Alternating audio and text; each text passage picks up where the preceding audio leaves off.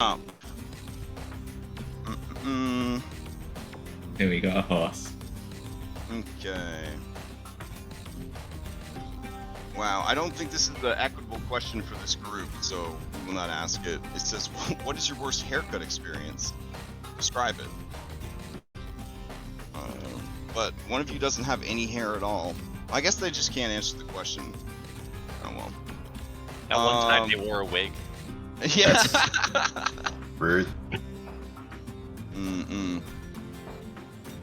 Just wanted to know what it was like. You know what? Robots just make every facts person question harder. Because the second one I rolled was, would you rather lose your sight or your memories? I think have those. That's already been done. That's what I'm saying. Like, your that's Final Fantasy robots making it real hard, but whatever. This week's Factspiration question is, oh, we asked it twice. That's interesting. Would you rather lose your sight or your memories? So while you ruminate on that, would anybody for a third hero point, keep in mind hero points can be used to stabilize yourself while you're dying without getting a wound stack, which is pretty nice. Would anybody like to give me a recap of what happened last week? If you're interested, please roll a d20 into chat.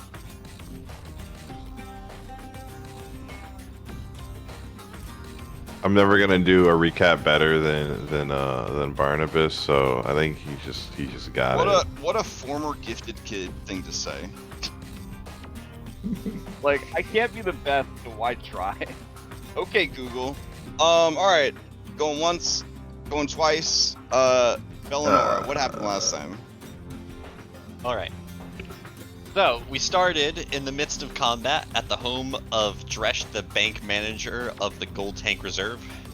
We quickly, the group voted on a course of action, and the majority felt it would be best to flee. So we made our way towards the gate, taking the mechanical horse with us. Muglin's goons attempted to chase, but then took cover in the house when Vulture opened fire from his sniper's perch. I was able to get the keys together and open the gate before the shield marshals arrived, and then we fled into the city. But not before we stopped at the banks of the Eustrati River and tossed Dresh's corpse in to be carried away off Alken Falls. We next headed to the Powderhorn Saloon, hoping to find Byron, but when he was absent, we began asking around for a figure named Dashing, who known for selling pesh out of this establishment. Discretion was able to locate the handsome tiefling, and we picked up an extra dose of pesh for good measure in case we encountered Byron sober. The bartender, who had previously dated Byron, told us where he lived, and we made our way to one of the more rundown sections of the smoke side.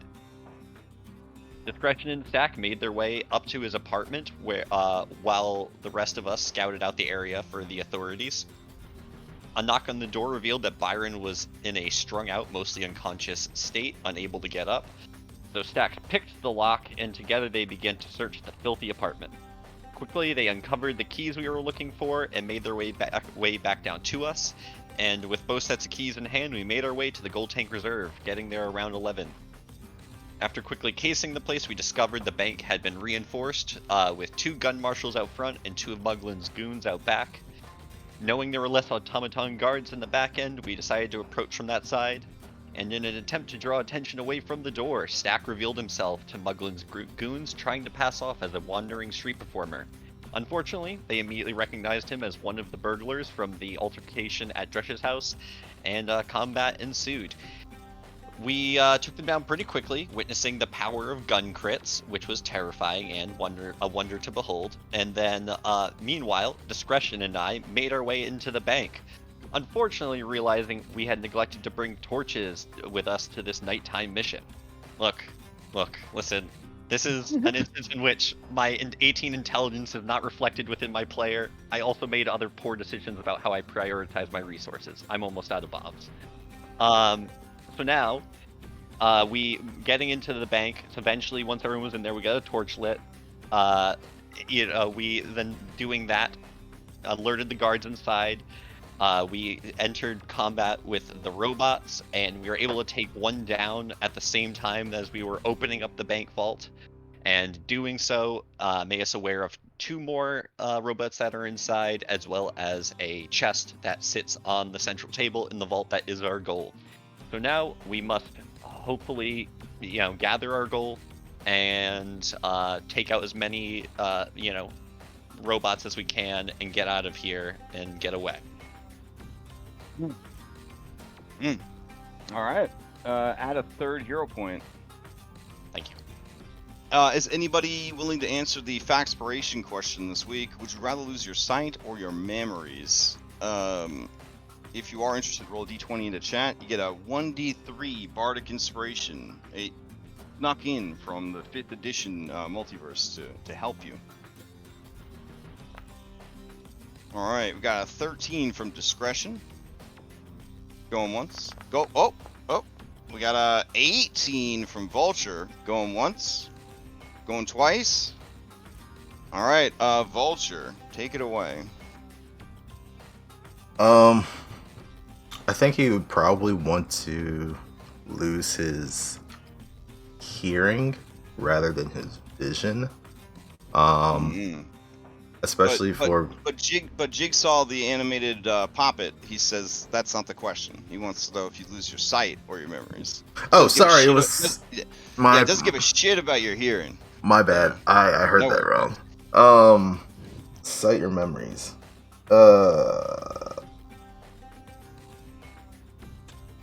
Damn. He would like to get his memories back. But you know what? Screw it. Starting over, probably not the worst thing, so he'd rather lose those. Okay. All right, fair enough. You may ask the same question of any NPC you've met previously in the campaign. I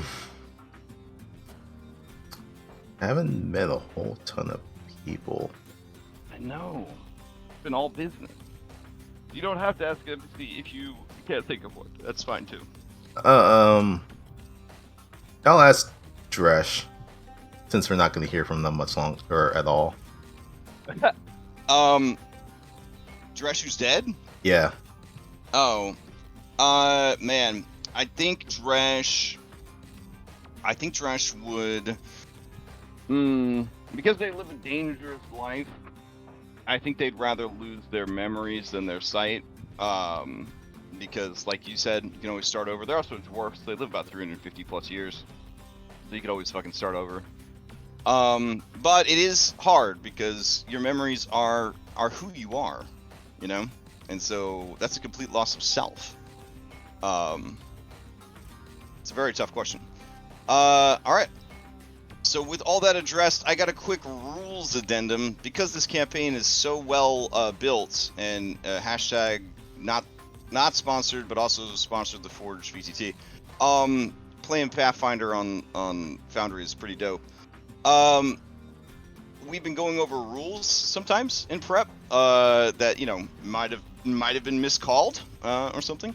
So you really want to clean your guns, because if your guns are not cleaned and maintained, it is not that they fail on a crit fail. They have a flat DC 5. So what is that? 30% chance, 25% chance to fail and misfire. So you definitely want to clean your guns. That's the only thing I got for you guys, because I didn't get through all the other rules that we fucked up. But do you need us to declare that we're cleaning our guns at the beginning? No. End? Okay. All right. I'm gonna say as long as one of you has a repair kit on you and you have time to rest, I will assume that's part of your resting routine. Okay. I have a firearms cleaning kit. Yes, exactly. The only time this would be an issue is if you guys were without that sort of equipment, or if you found like an old ass gun, or your gun, I don't know, if you got submerged in quicksand or something, something that would foul up your gun, then the gun would need to be cleaned. Or if we can't get a long rest, like if we're being chased down, kind of thing. Yeah. So just general things to kind of keep in mind. All right. So with that out of the way, we'll head back into the bank, where I think we're in the middle of a fun and immersive combat. All right. To make it more immersive, I have sent Amazon drones to each of your houses to punch you in the face. So just to kind of add to that ambiance, as it were. Let's see. Mm-hmm. Okay.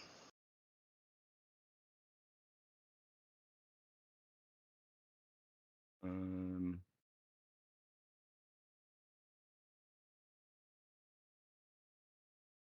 Hmm. Hmm. Okay, this seems like it'd be fun. On this sleepy morning.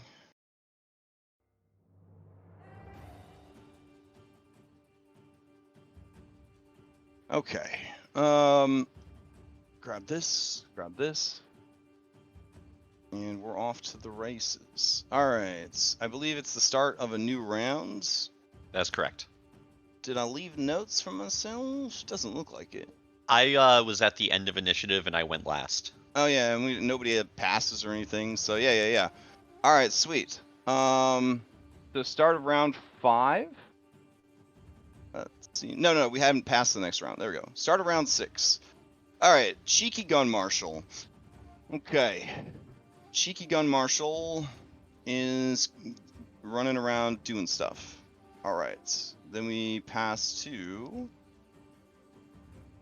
Vulture. All right, Vulture, what are you up to?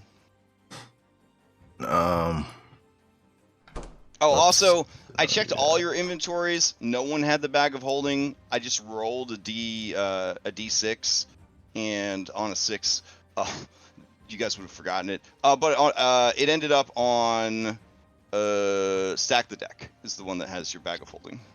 Okay. All right. I don't have a black dot, so that means my gun's loaded. So I'm gonna take a. Things in the way. And when I switch this to 11, I'm gonna grab this mod that is specifically made for reloading weapons, and it will track if you've reloaded or not. And there'll be like a reload button that you can hit that will automatically reload your weapon. That's cool. Yeah, that's nice.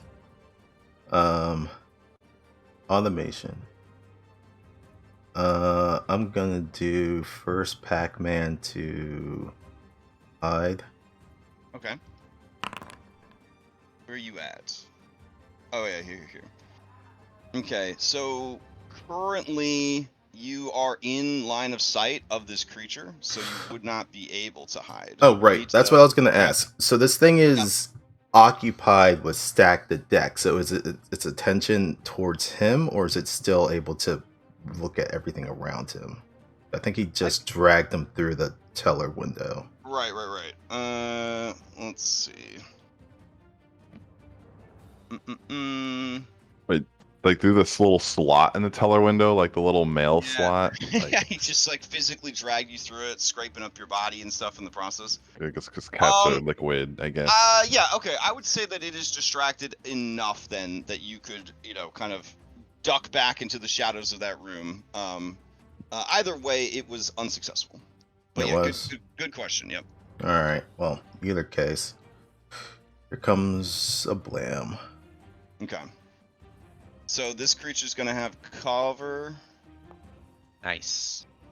All right. Let's see. Hold on. It's not a crit. You gotta give me a second to toggle the cover on these dudes. No, it's all when good. you're attacking them. Okay. So you were attacking. One that's around this door through the thing. Yeah. So he would have definitely had standard cover. Which would have raised his AC. To an 18. You got 20. So that is still a critical hit. All right. Here's the crit damage. Nice. All right, and that will finish it off. I'm scared of the gun marshals outside now. Oh yeah, guns no joke. Guns are no joke. Okay, since I don't visually see any other creatures, I'm going to attempt to do a cover reload. Okay. So here's going to be another hide for me. And that's probably going to immediately go away when this one walks by, but whatever. All right. Sounds good. Play passes to Ketrin. Alright, Katrin, there's Okay. 2 robots. The vault's open. You see the chest that you need. And I guess people are asking each other where the bag of holding is. Stack is unconscious. What do you do? Okay. I am going to escape. Okay.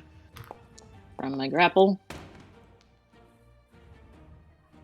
Alright. Let's see, you got a 12.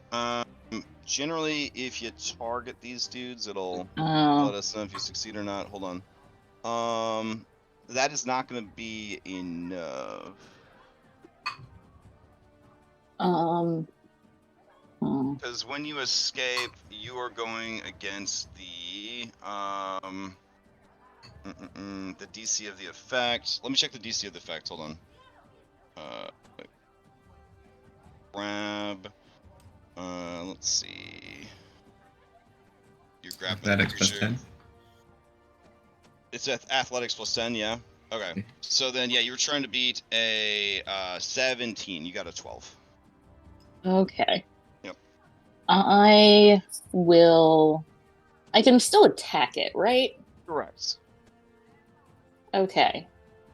I'm going to drop the keys that I'm holding as a free action. I am going to change to a 2-handed grip on my staff. And I am going to just hit him. Okay.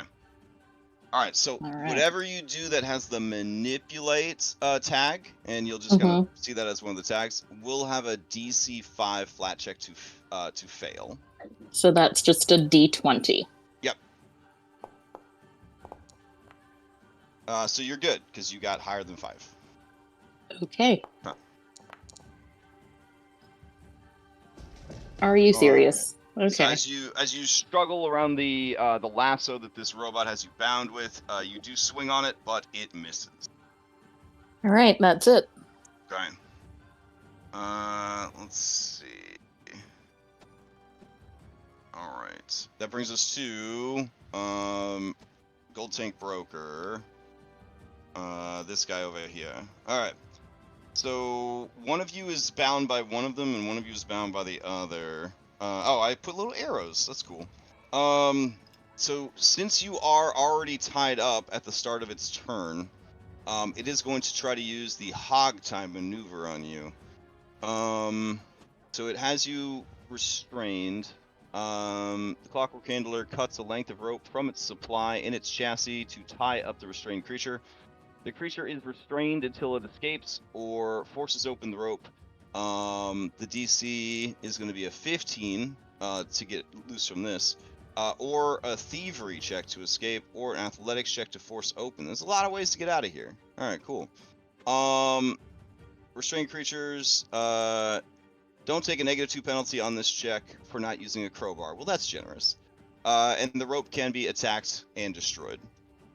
All right, so it's going to spend 2 Pac-Mans.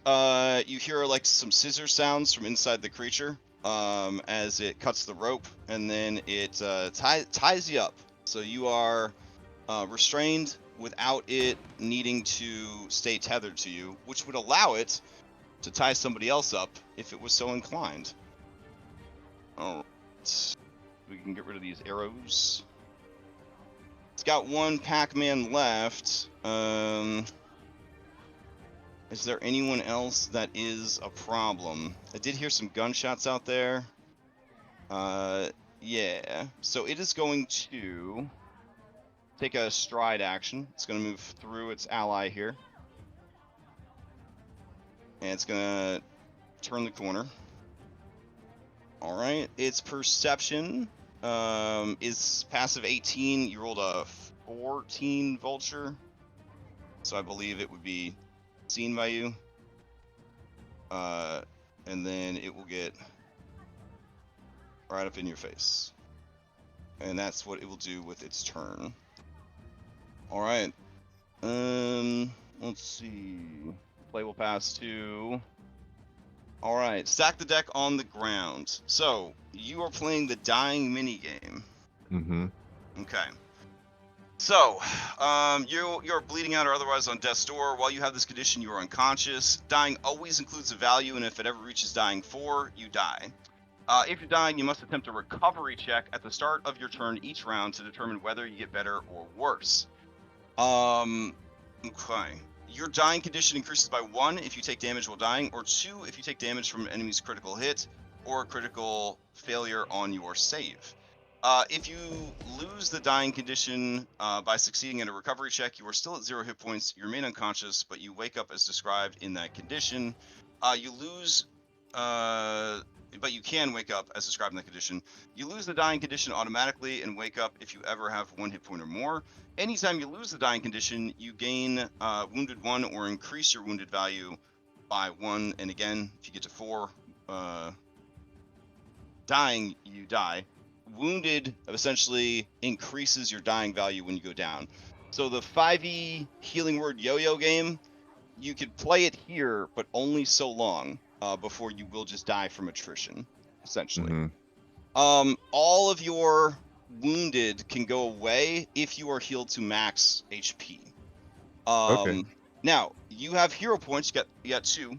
So you could use a hero point to recover if you would increase your wounded. So if you roll and you would fail and it would go up, you can use a hero point to stabilize, essentially. It's called heroic recovery. If you have at least 1 hero point, you can spend all of your remaining hero points at the start of your turn or when your dying value would increase. You lose the dying condition entirely and stabilize with 0 hit points, and you don't gain the wounded condition or increase its value from losing the dying condition in this way. But if you already had that condition, you won't lose or decrease the existing value. Does that make sense? So you can only do that at dying 1? No, anytime your dying would increase. So, Oh, okay. Or if you don't even feel like rolling at the start of your turn, you could just be like, before you even roll the recovery check, you'd be like, nah, I fucking recover. I'm not even rolling it. Okay. I'll Which roll is, first. yeah, because you're pretty low at your dying value, so you might just want to roll it. Now, someone asked last week, what if we want to use fanspirations for hero points to do that? If you ever tap into your fanspo to do a heroic recovery, it will drain the entire reserve. That's a lot of fans supposed to lose. So yeah, so don't plan on those as like extra lives. Those are for replenishing hero points to do other things. But if you ever needed to, if you're ever in such a bind, you drain them all for a heroic recovery. All right, so go ahead, and the recovery check should just be on your character sheet now. All right, so that is a success. So you reduce your dying value by 1, and you were only at dying 1 because you didn't die to a critical hit. So now you are just unconscious on the ground, and then you have wounded 1. There you go. All right, cool. Play passes to Farty Gun Marshal. All right, Farty Gun Marshal is gathering up more gun marshals to come take care of this here bank robbery. All right, play passes to the other broker. This broker is also going to pinch off the rope and leave discretion restrained, but no longer tethered to it. And let's see.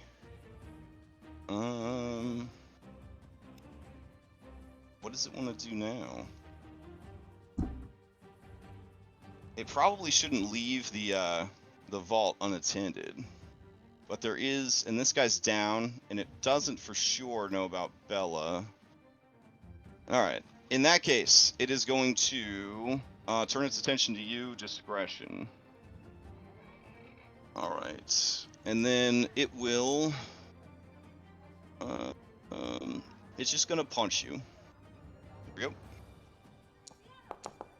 And that's gonna be a miss. All right. Play passes to discretion. Am I grappled or restrained or no? Oh, you are restrained. Is that? Oh shoot! I was supposed to upgrade you to restrained. My bad. Restrained is like grab, but you can't do anything other than to big feet. Oh, okay. Then yeah, then I. Bad news. Yeah. I will try and slip my bonds. All right.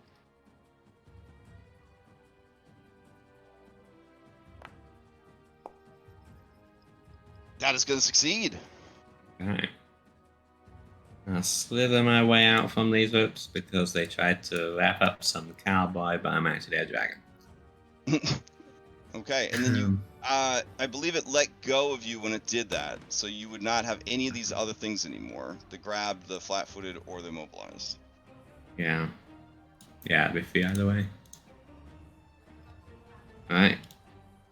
Then I will...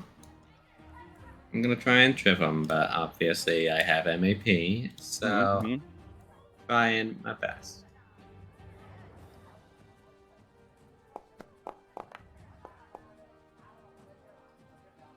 Okay, and that's going to miss. Great.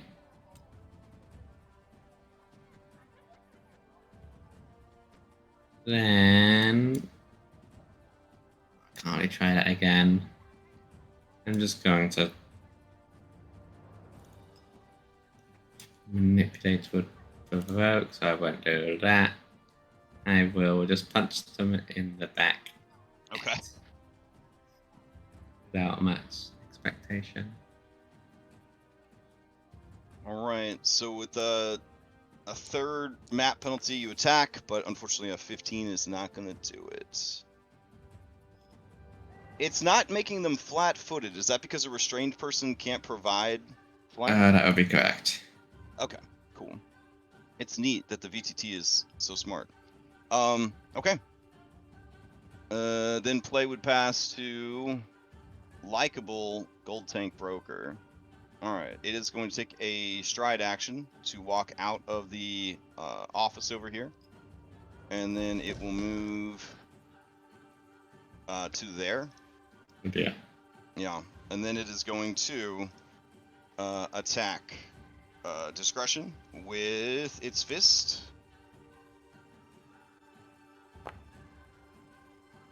That is going to hit for 8, and then it will spend its last Pac-Man initiating a grab.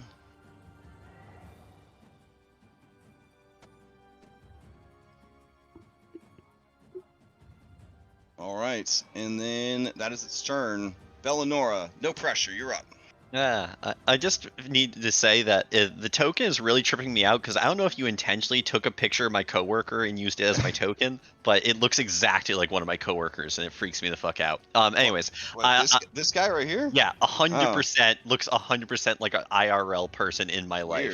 Weird. Yeah, I mean, I feel like there's a lot of people that look like that, but anyways, I'm gonna move up with a stride action, 1 Pac-Man, and last turn I pulled out an elixir of life, which I am now going to feed to Stack, and I think this is going to do it. Use. All right. Hey, yeah, all right. Oh, nice. So you get a full 6. You're back up. What can I see? Not much. So I'm gonna have to use a stride action to then pop back through this window that I was previously in. 1, 2. Could you pop me over to the other side of that desk? And this one directly south of me is active, I would assume. Yeah. All 3 of these are active. Yeah. I don't think I want to get closer, but I do have very limited movement, so I probably should. So I'm gonna pop 1 more closer, and that's my 3 Pac-Mans. Okay. Actually, one more. Why not use all of my movement? And that's my turn. And that's your turn. Okay. Top of the rounds. Cavalry's getting gathered up. And Gold Tank Broker. That would be the one that is dead. So I will remove him from initiative. All right. That brings us to Vulture. I was gonna ask the one that I had killed up here. That was the one that was doing the siren. So that's off. Yes. Okay. Though at this point, it's it's a raid. Yeah, it's done its work. Yeah. Well, at least we can hear. There's no penalty but that would actually trigger a protocol of the next robot. So it'll probably the next robot will likely turn the siren back on since it doesn't hear a siren and there are intruders. Oh, well, that's less Pac-Man at least. So there's no penalty for shooting within close range, I believe. Correct. Yep. All right. It's almost like putting a gun to someone's chest and shooting them is good. Like. All right. Well, I think there might be a handful of like special cases where things can opportunity attack you when you try to do that, but I think it's pretty rare. So either way, I've heard of that happening. Wait, what happened? You hit him. Okay. So give me the damage. All right, 7 points of damage. The creature is bloodied. Okay. I don't feel like going anywhere. Interact, reload, and then second shot at him. It's gonna have -2 or map 2, whatever hell. Ooh. All right, damage. All right, and that will finish it off.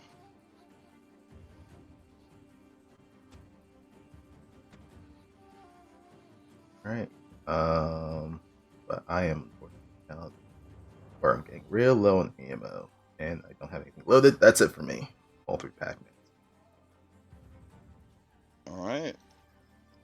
Let's see. Next up in line is this gold tank broker, who is dead. So I'll remove them from initiative also. All right, Ketrin, you're up. All right, so first, I'm going to try and escape. Okay. Oh, I get it. No, I don't have to target because he's not holding me. Or should I still? No, it's a flat DC. Oh, not a flat, sorry. It's a 15 to escape. So you have to escape or you have to force. Okay.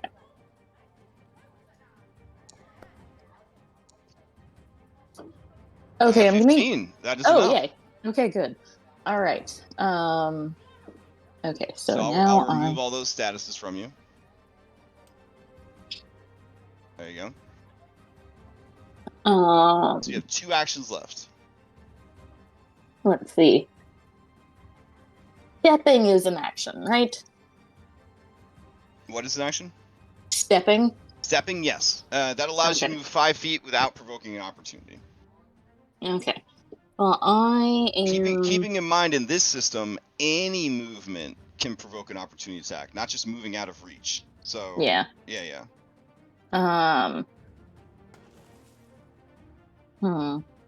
Really need to get this guy out of the way so that Stat can get in here and grab the thing. Mm-hmm. So I think what I'm gonna do is step here. Nice. And then shove this guy. Ooh, okay. Now, shoving would suffer map. Yeah. Yep. So go ahead and give me a shove action targeting that guy. And apply the -5 map or whatever when it gives you the option. Okay, yep. So you go to shove him, and it is unsuccessful. Since you critically failed, you lose your balance and land prone. So, all right. Okay, and that is your action economy. All right. Play passes to Stack. So Stack, you thought that getting knocked to 0 was pretty bad, and that the minigame was a bit punishing. Wait till you hear what happens when you get up from it. You're prone, so that's a Pac-Man to stand up that would provoke opportunity attacks. You dropped everything you were holding, so if you had something in both hands, that's 2 Pac-Mans to pick up the 2 things you dropped. If you had something in one hand, it's 1 Pac-Man. So you have to do all that just to get back into the fight. Oh, okay. Yep. Stack picks up his just his dagger. Okay. He picks up his dagger, dusts off his coat. Moves over here, I guess. All right. Stands up and then moves there. So you're striding, right? Yeah. All right. So when you get there, you realize that to get through the window, you would have to attempt to squeeze because you are a medium creature, which is its own Pac-Man. All right. So that'll be your turn. Unless you want to continue your stride in a different direction. You still have more movement to use. No, that's fine for now. Okay. All right. Play will pass to Farty. Farty continues to gather up reinforcements. Play passes to Gold Tank Broker. We're gonna call him Broker B. Don't know why he didn't get a little thing there. Let's see. Update his name. Broker B. Excellent. So he's gonna use 2 Pac-a-mans to turn on his siren. And it just starts blaring. That means any perception checks that are based on hearing will be penalized. Creatures within 30 feet who fail a fortitude save can't hear anything but the siren. And if they critically fail, let's see, so critically fail perception checks that require hearing. Okay, good. So, it gets real loud, essentially. With only 1 Pac-Man left, there is somebody who's already tied up on the ground here. Not on the ground, but tied up here, and they would get a flank, so they're gonna just punch discretion. Here we go. That is gonna be a hit for 8.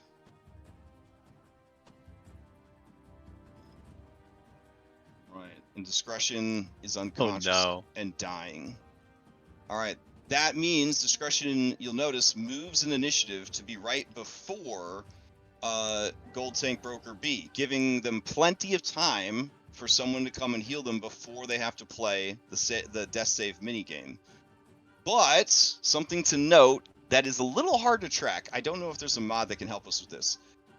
There's still a placeholder where their initiative used to be, question mark? No, that's only if you delay your initiative. Okay.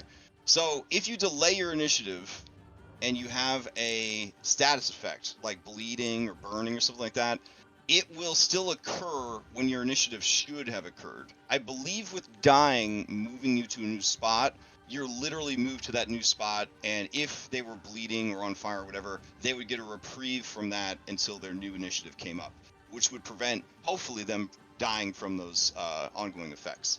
So anyways, just wanted to kind of clarify that. Is why discretion's initiative just shifted. All right. Play will then pass to likable Gold Tank Broker. Mischief managed. Their job is done. They see a small bald man causing problems. So they are going to take a stride action. They're going to target you. Yes. They are going to try to punch you. That is a success for 5. Yeah. And then they will grab you with the remaining Pac-Man. Discretion isn't grabbed anymore because they moved.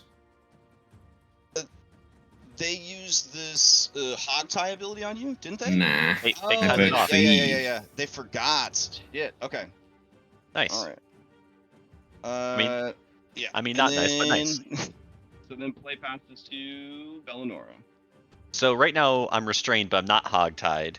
Well, you're grabbed, not restrained. Right. Way worse. Yeah. Right. So now I can, this is the one where I do a flat check to see if I can do stuff. Anything with manipulate has a DC 5 flat check. I don't know if my stuff has manipulate, but I'm gonna assume it takes manipulate. Everything should be labeled with tags. And shit. I'm on my way there. I'm gonna try to throw a bomb at him. It just sounds like something that would require manipulation. Okay. Let's see. I think manipulate is anything that uses your fucking hands. Yeah, it does. Okay. So flat to D20 for that. Yep. Is it meat? Let me see. When all right. Flat checks. Compare the result of the die. Only flat checks can change. In the rare instance that a flat check has DC 1 or lower, skip rolling, you automatically succeed. Yes, so it's meat or better. So Thank God. Yep. Okay, so there's no penalty because no ranged penalties. I think. Yeah, so I'm just gonna with one action pull out and throw a alchemist fire at this guy. Okay. Here it comes. That looks good. All right. 19. Hit. Damage. Get on.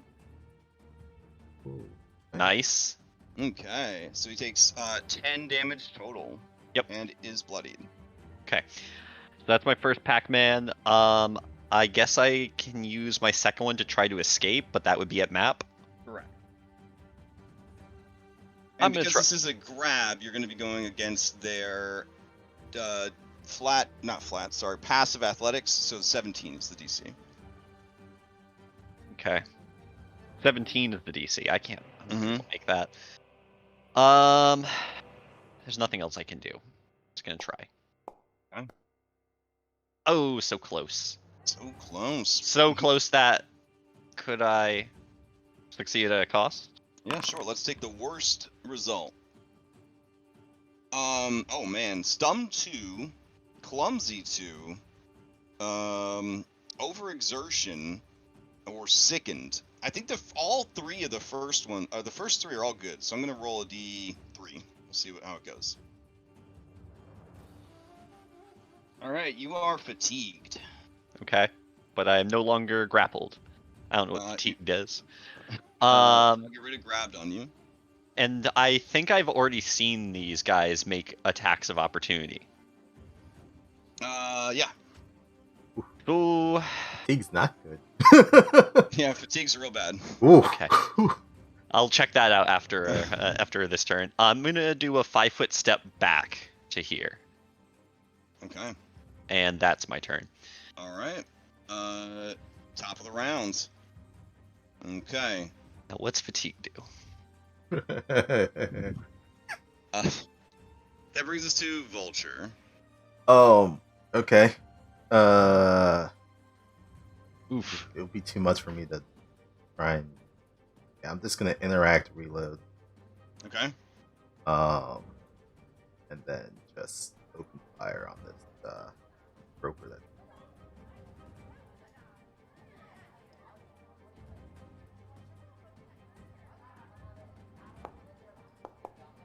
Ooh, yeah, it's gonna hit. All right. And 9 more damage will finish it off.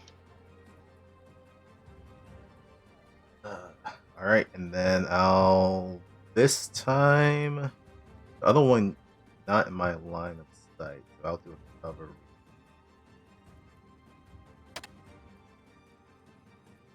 All right.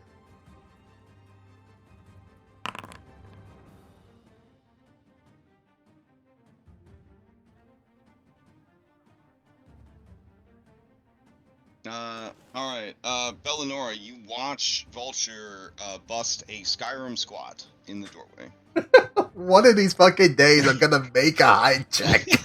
Just one of these days. We're not sure if it's some mechanism of their reloading process, but they do it a lot.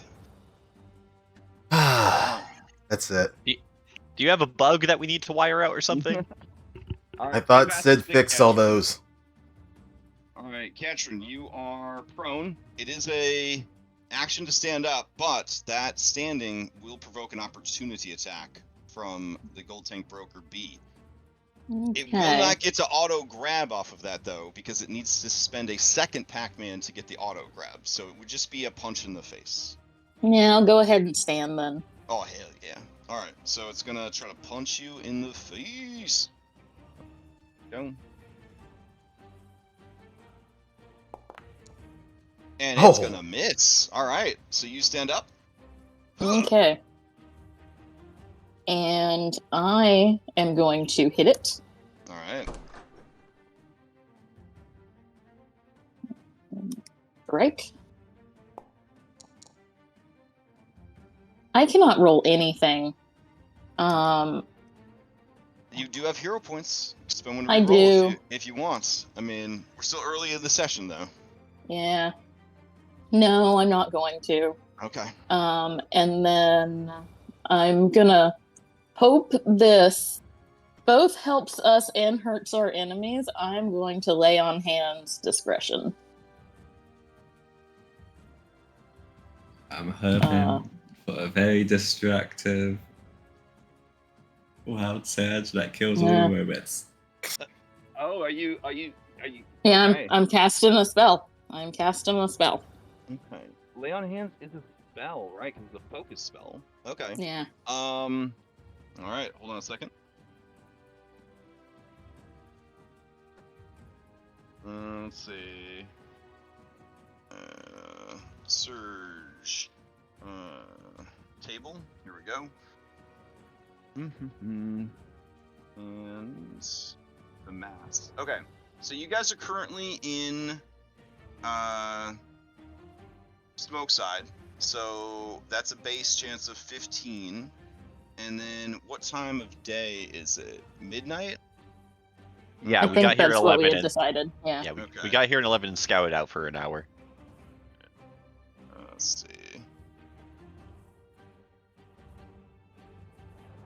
Apologies for the slow loading time. So BZ is bronze time, which means that reduces the chance of a surge by 4 more. This is 0% chance of a surge right now. Oh, sweet. All right. Come So- back at 4. Come back at 4 a.m. if you'd like a 15% chance to I want it to be bisect an spicy. NPC. Yeah. All right. So discretion, you get 6 HP and a +2 to your AC for 1 round. And Phoebe's gonna need a new kitchen staff soon. Here you go. I will drag that effect onto you. Oh, you already did it. That's right, because you are proficient with the system. My bad. I'll delete mine. There you go. Okay. That's three actions. Okay. Play passes to stack the deck. All right. Stack will attempt to squeeze. All right. Squeeze. Come on. Cat physics. Ooh, Rough. that is the opposite of cat physics. You would be stuck. And it would take a minute to get out. Do you want to hero point Oh that? my god. Yes, I would Oh. like to hero point it. All right. All right. Again. Okay. There you There. go. Okay. Complete That's the end opposite. of Zach's career. You guys are like 1 minute, we're out. All right. So you like a cork from a bottle through the window. Right. He squeezes through. All these people are in the way. Remember, your allies do not provide difficult terrain. They do provide soft cover for ranged attacks going through them, but they do not count as difficult terrain. I will attempt to tumble through this broker. Ooh, okay. Alright, so you stride up to your speed during this movement. You can try to move through the space of an enemy, attempt an acrobatics check against their reflex. You can tumble through using blah blah blah blah blah. Success, you move through their space, treating them as difficult terrain. It doesn't look like this would prevent opportunity attack, but it's already used its reaction on Ketchum. So a 12. If you target him first, you'll know right away if you. Oh, okay. But you're trying to beat a 16. Okay. You got 12. I got 12. So you failed, but not critically. So your movement ends, and you trigger reactions. Oh, there we go. As if you had moved out of the square you started in. So as you move up and try to tumble through him, you stop right there. The creature goes to swing on you, but he respects the action economy. He has already used his reaction. Okay, so I moved. Try to tumble. Squeeze. You did a tumble through part of your movement? Is that? Yeah. Okay. And so you have 1 Pac-Man left. All right. Guess I could try it again. There's no map on tumbling. I'll target him first. There you go. Okay. So you can move on through. All right. Excuse me. He just cat physics his way through everybody. And I'll bag this chest later on my next turn. All right. You guys, let's see. Over the sound of the siren, I don't think you would be able to hear what's going on outside the building. All right, discretion to you. Okay. Gonna stand up. Okay. Gonna try and trip this booby. Sounds good.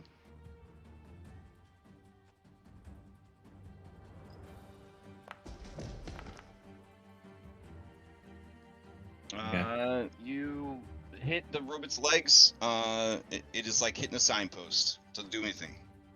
That is unfortunate. It does get its attention though. That's even worse. I will run away from it because it already punched Catcher and I team. Okay.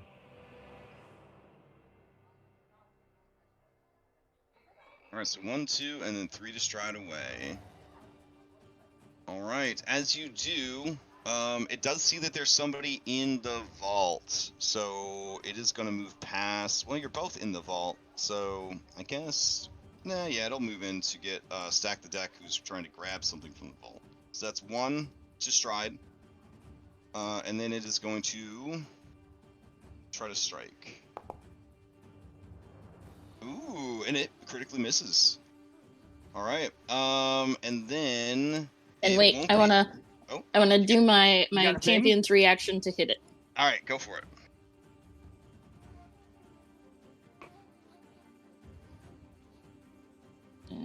An enemy damage. Oh, it didn't damage him though. An enemy damage. Oh, okay. I will try to damage him for you. Okay. So, all right, here we go. Okay. It's going to attack a second time with map penalty. There we go. Now you can use it. Stack, Okay. you take 5 damage. But he is not able to insta-grab you because he's out of stuff. So, you protect your ally and strike your foe. The ally gains resistance to all damage against the triggering damage equal to 2 plus your level. So you actually only take 2 damage. Because it would be resistance 3. That's pretty cool. If the foe is within reach, you make a melee attack, and that is going to hit. So give me damage. All right, 9 damage. It is bloodied. Finally, I hit something. Hell yeah. I just needed the appropriate motivation. Don't touch my children. Bella, you're up. If I were to be standing here with like Vulture on the corner separating us, would I be able to interact with him, or is there a no interacting around That's corners fine. rule? Like a corner of your mini would reach their mini. I mean, they'd have some serious cover from you, but yeah, you'd be able to reach out. I yell over to Vulture. I say, "We need to get that bag of holding in the vault. Would I be able to take the bag of holding off his person if I were near him?" Oh, I think Stack Stack has has it. He's already he's in the vault. Stack has it. Oh, okay. Then, Yeah. oh, in that case, then I don't really need to take it off of anyone because he's already doing it. I'm just gonna walk up over here. Oh, I'm on ruler mode. One action to stride over to Ketrin. I'm gonna ask Ketrin for the keys because I'm out of bombs and there's really no way I can contribute without them. When you have I dropped them on the floor right where you are. That's right. So I will use one of my Pac-Mans to pick them up.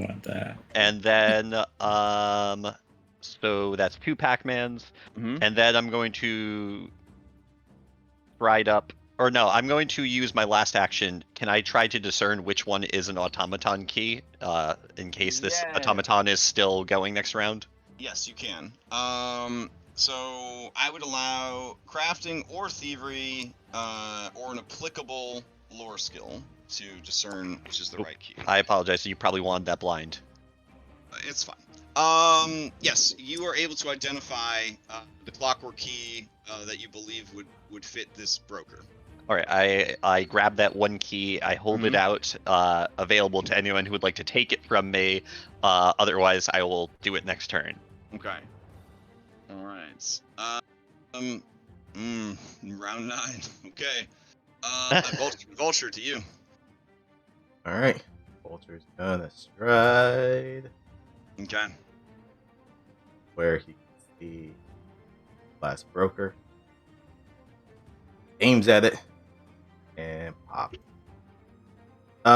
Range attacks don't get flat-footed from people like from a flanking position. Like Stack Jack fighting that thing, right? Flanking, you can't flank with a gun, I don't think. Maybe if you're in melee, it'll know if you go to roll on him if it applies or not. All right, just curious. That's why targeting is so important, because there's like when you guys target, it takes a lot of the guesswork out of what applies and what doesn't, because it's super duper smart. All right. Well, hop.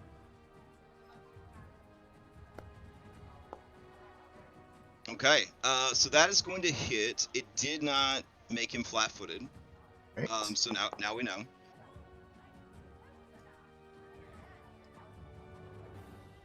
All right, and that is just enough.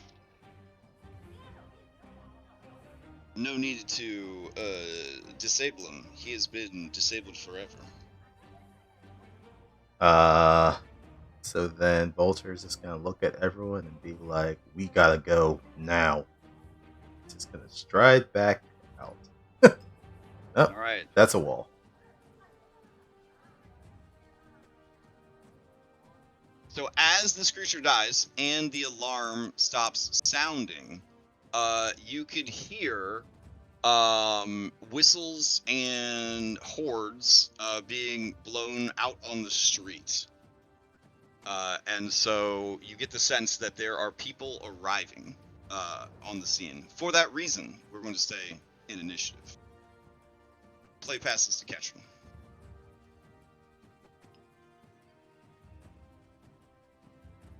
Okay, well, I'm just gonna run away.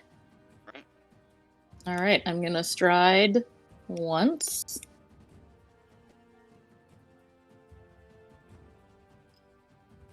And I'm gonna stride twice. And I'm gonna stride a third time.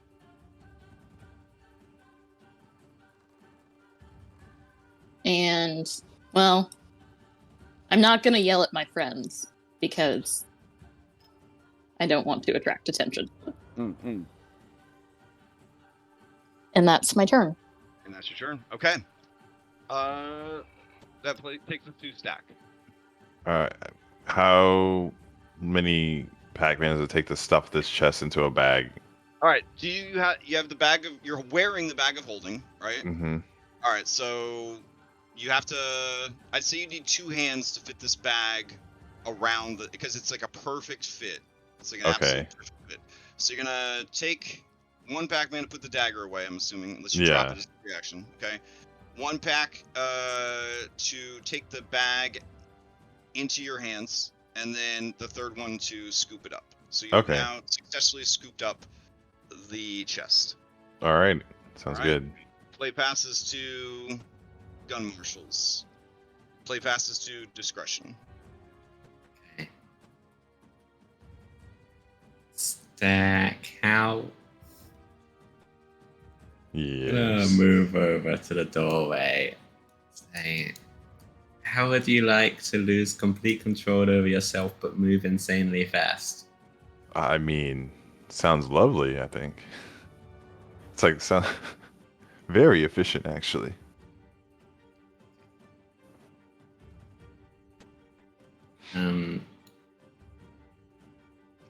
Other people have been able to move along the side here, so I assume I can. It says I collide with a wall. Oh, are you having a vision issue, or? Earlier when like robots were here and they were slipping past to occupy these towers, but it wouldn't let me into them. But, Oh yeah, here, I'll move you. There you go. yeah. So if I moved through them, then I would be able to get to here with 25 feet. Okay. That's 1 action. Then I will action. So you have secured the treasure, right? Yeah. I'm not about to secured send the bag. you away with the bag with the treasure stored. Okay, good. Action to Is draw this like my. Indiana Jones? Like, give me the bag. Like, I'll take the bag. Action to draw. Potion of Expeditious Retreat. Action to hand and use it on stack. Ooh, so before you use the Expeditious Retreat potion, you got to keep in mind that you're just going to run from danger. Do you get to choose, like, the path that you take? Because depending fleeing. Right? Depending on what path you take, it will be harder or easier to evade the many gun marshals, shield marshals that you have attracted. You must spend each of your actions trying to escape the source of a fleeing condition as expediently as possible. Okay. So this would be essentially the condition is what? Getting away from the bank.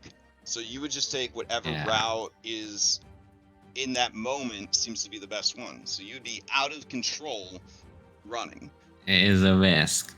You could end up separated for the rest of the party with You would this deal. absolutely end up separated. You'd be way too fast for any of us to catch up with. Yeah. All right, so just pointing that out. So I'll let you mull that over, and I'll draw into my other hand a healing potion for myself to drink. And Okay. then there'll be some hijinks where I accidentally drink more. Oh, beautiful. All right. Play passes to Bellinor the Sappy. Okay, seeing that we have it in hand, I'm going to dash once. Why can't I move? Come on. That's... And I'm sorry if that was too GM metagamey, but I just wanted to make sure you understood that an Expedious Retreat potion is not the same as like Expedious Retreat in D&D. Like this just makes you run like a crazy person. What'd they do to my boy? My favorite ability. They turned it into an escape. They made it into something that makes sense. How dare they? That's exactly what it sounds like. It sounds right now, but at the same time, I loved abusing it and using it to run straight headlong into danger. In my Tuesday game, it saved a lot of lives. I will tell you, it saves a lot of lives. All right, so I dash a second time, and then I am going to run a thrice time, and then pop up right behind Ketrin here. I can't see. It won't let me move here. Something's in the way. Yeah, am I so blind? Yeah. If you can't see out of your mini, then you can't see. I can see very vague light shapes. Would you like me to roll to move? Well, you ran into the room. I do need you to give me a check against the table and chairs that you ran into, I think. Unless you Yeah. So go ahead and give me an acrobatics for that. Oh, okay, acrobatics. Do you want this blind? No, you'll know if you failed or not. You've been through the room, but you know the room is full of stuff. So I'm going to say that you're kind of cautiously moving. Okay, so as you're moving through the room, you remember that there is furniture here. You put your hands out. You feel the table here. So I would say you'd probably move around the table to here. Okay. And then if you keep going, if you had any movement left, you would feel the lockers here. And I remember them because I almost ran into them. Can I just like get into the corner near the door? Because I kind of like... Yeah, if you move in the direction you think it is. Yeah, there you go. Right there. All right. Is Ketrin outside right now, or it's like 5 feet around the corner from you? Okay, yeah. I was watching this whole situation. I will gently remind you that I have a torch in my backpack. Yeah, but I used all my action economy getting here. All right, Stack the deck. You're up. This is not my most great day. Right. I'm gonna cast Warp Step on myself to make myself move a bit faster.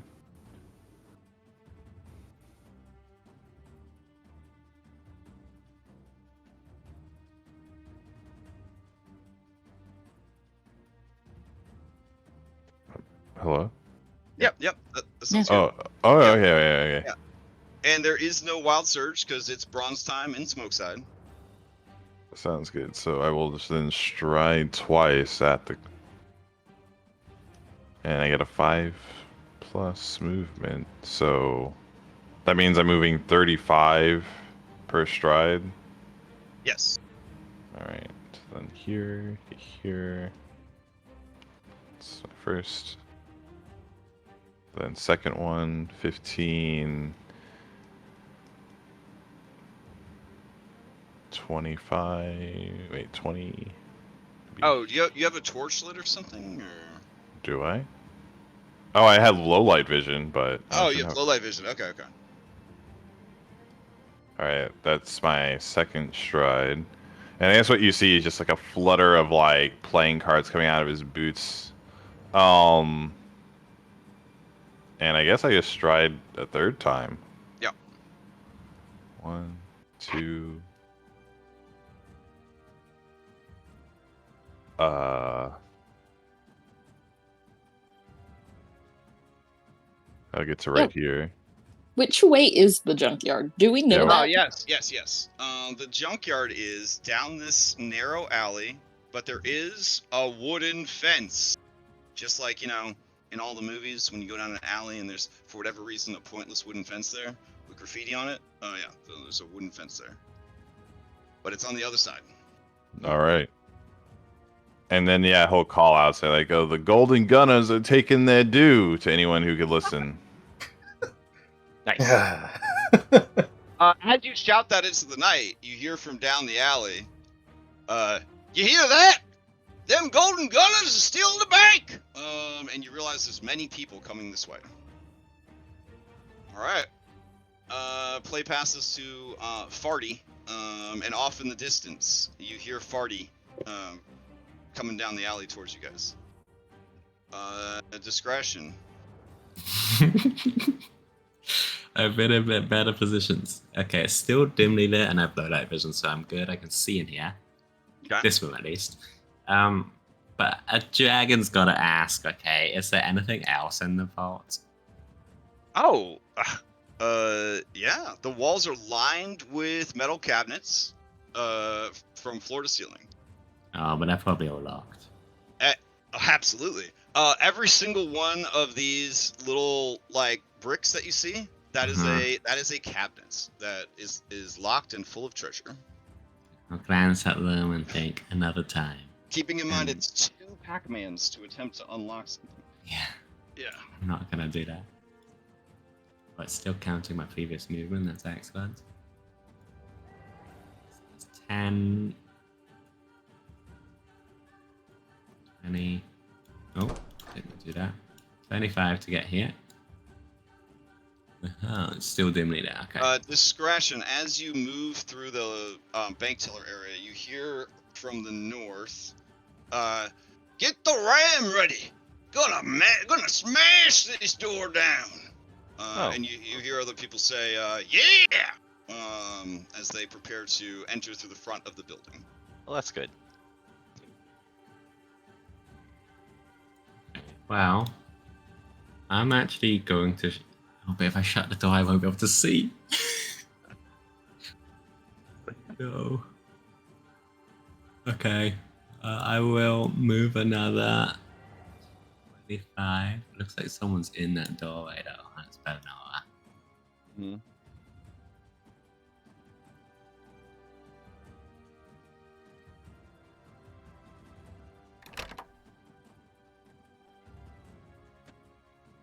Okay. Oh, interesting.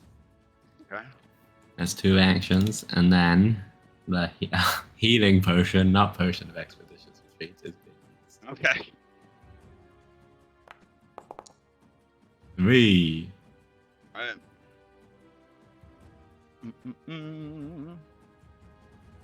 Okay, that's my turn. Alright. Also worth mentioning on healing potions, they have a magical trait. So you guys may want to start purchasing elixirs. Oh. Okay. Yeah. Alright, cool. So Ooh, question. Speaking of which, Yeah. elixirs have a duration on them. Yeah, they last for 24 hours. Okay. what? So That's a Baldur's Gate. Or at least mine do. I gave you one this morning. Yeah. so- Right. I'm thinking more of the alchemical healing elixirs that heal your. I think that's what implements and stuff. that's the one that the alchemist does provide, Yeah. right? It's Yeah, alchemical I healing. make elixirs of life, but if I give you one, it only lasts for the day. Okay. Oh, I see what you're saying. Like, what's their shelf life? Like, how long does Yes. it exist? Yes. Yeah. Okay. Unless I With Like the potency. recent change, with the recent 5e stuff with Baldur's Gate and elixirs being changed to 24, like to long rest, I was like kind of confused. But yeah. I didn't know that was a thing. Yeah, but if I spend active time crafting an elixir, then it lasts forever. It's just Until the you stuff. use it. Yeah, it's Ah, just the it's a stuff I quick make with one. advanced. Yeah. Yes. Okay. All right. Good clarification. And that would be the end of this round. Let me roll in these reinforcements that are showing up. All right. Hi, as we enter the next round. That'll be round 10. Okay, so cheeky gun marshal out front.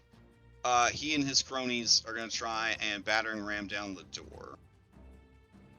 All right, so they're gonna move up on the door and try to open it.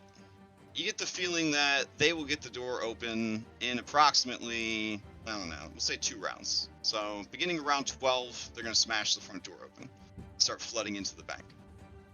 All right. Play will pass to Bone Idol. What a great name. All right, so Bone Idol is going to use their whole action economy to move onto the map. And they will have a torch out.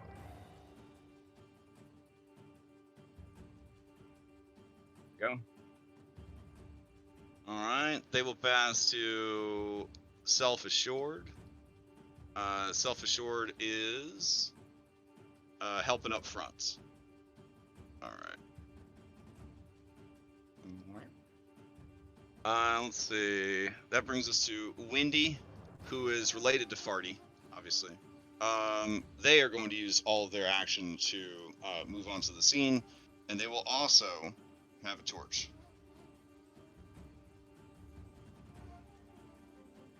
All right. Vulture, you're up.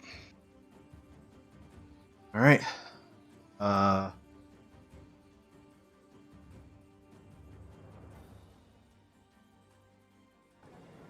One stride.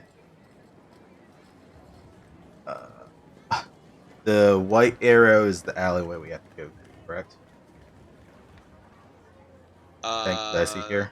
Yes, yep, that is the way you need to go. All right. Second one. Here, I'll make it glow. Hold on. Wah, wah. There we go.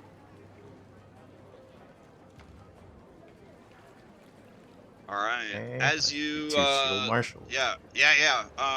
Windy says, "There's one. I see him. Some kind of shooting."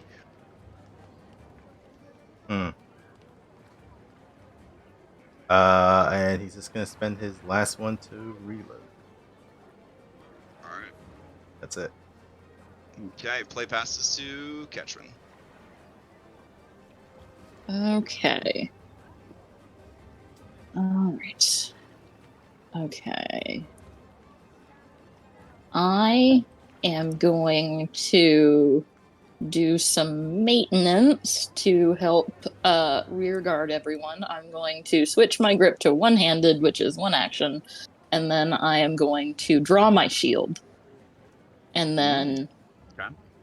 So now my shield is equipped, and then I am going to use my last action to stride. All right. Okay. So with shield, having it equipped is cool because you can. Yeah. But you have to use the raised shield to gain the bennies of it. Yeah, I know. Yeah. Okay. But I didn't want to get too far behind, so I'm just striding with my last one. Yeah, so. Okay. All right. Play passes to Bellinora. All right. Second, I am going to stride out the door. Mm-hmm. Oh, wait. What? Never mind. Oh. Changing my grip to one-handed is a free action I just saw. Hell Okay. yeah. Okay, so then I am going to raise my shield. Haha. Very nice. Okay, so it should be available in your action bar options. Yeah. All right, Bellinora, it's you. Great. I'm going to start moving 1 to the left, and then I'm going to go down 3 more squares. Oh, I keep accidentally clicking on the initiative bar at the top. 1, 2, 3. That's first movement. Second movement. 1, 2, 3, 4. I don't think I can be there. That looks like a rooftop. Right there. Okay, how close to that fence am I here? Is it like gonna reveal itself as I move down, or is it like a hypothetical, It is there on the map. Okay, so then I'm gonna use my, if I use another dash action, I'm gonna get to it, and then I'm gonna be stuck there in front of it. Mm-hmm. But that shouldn't matter for like my allies, because we can move through each other. Mm-hmm. Okay, yeah. Well, they can't. Yeah, they can't end their turn in you. Which means in this system they would have to end their movement and then make a climb action. So you would be blocking up access to it. Okay, then I don't want to do that. Then from standing right here, I would like to take an item out of my inventory and put it in my empty hand. Right. And that is my turn. Okay. Bone Idol shouts out, "Hey, there's a small one over there. Bald, I think." All right. They passes to stack the deck. Or if you be done, Smith. Just gonna need an entire new staff. All right. Stack. He runs and strides. Well, first after casting warp step again. Okay. Just cantrip time. Moves, and I guess he moves off map. No, there is a Fence. a Yeah. 8-foot tall wooden fence. Do you need the acrobatics or It would be a climb. climb? Okay. This is a relatively easy climb, DC 10. All right, Nice. so you would climb up and over and drop onto the other side. Mm-hmm. All right, and then you'd be out of moves, right? Yep. Okay. Play passes to Foolhardy Gunsmith. All right. Foolhardy is up front, and he is helping smash down the front door of the bank. Your friend Farty Gun Marshal has arrived. Farty Gun Marshal is going to use all of his action economy to appear. Well, 2 of his action economy to appear on the scene. He does. Oh no, so it'd be 3 to get onto the scene. He does not have a torch, and he says, "No point in trying to escape. Lovelace herself is on the way. Surrender now, and we'll only break a few bones. Hauling your asses downtown." All right, discretion to you. Which one said that? Farty Gun Marshal up front. Okay, cool. I'm marking him. All right, well, I mean, on your turn, right? Yep. Okay. The discretion, you're up. Gonna shout back at them. Loveless is gonna be so happy when she hears how you failed. But I don't have any mechanical stuff to back it up. Okay. Okay. And is that? Oh, I guess I'll Yes, you have hit continue the wall. on here. Oh. Yep. To climb. Yep. Oh yeah, you said pointless wooden fence. DC 10. Yep. I mean, I'm not terrible at those. For example, if you tried to move down, you would not be able to. All right, yeah. So you climb over the fence, and there is a boyo on the other side. All right. That's all. Okay, is that all your movement? It is. Okay. Since you guys cannot be in the same space, will discretion just be at the top of the fence right now? Would they? Whatever. We'll just have you hop down to here. That's fine. All right. So top of the round, Cheeky's trying to break down the thing. Start of round 12, they'll smash in there. Bone Idol. Alright, Bone Idol's gonna move up. He's gonna look down at the bodies of his dead compatriots. And he just shakes his head. One tear going down his cheek. And he said, "I hate shooting this." And he's gonna take a shot at you, Vulture. Oh, never mind. I'm switching my target to him. Here we go.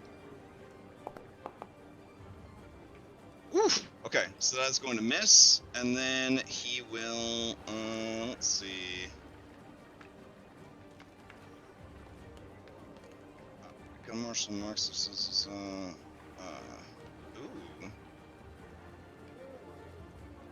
Plus 10 foot circumstance most of speed and movement towards that creature. That's good to know. He will mark you. With Lawbringer.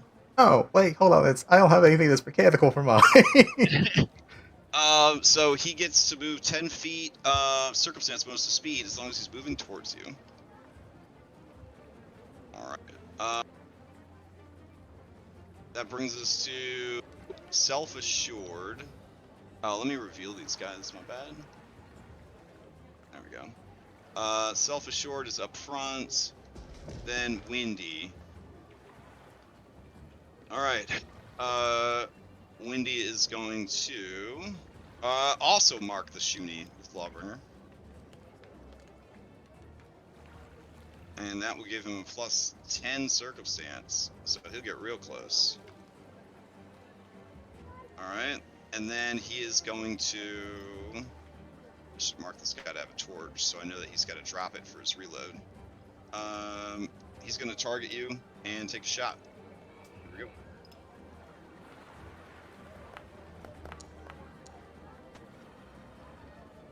we go. Alright, that's going to hit for 9.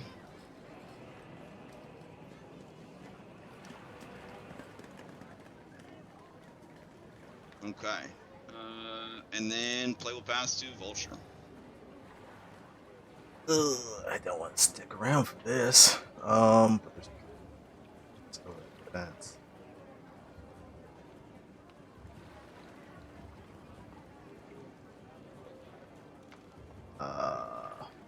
Oops.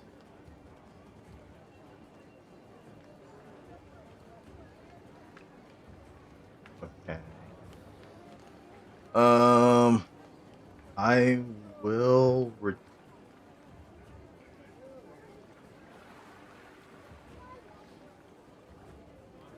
Sorry.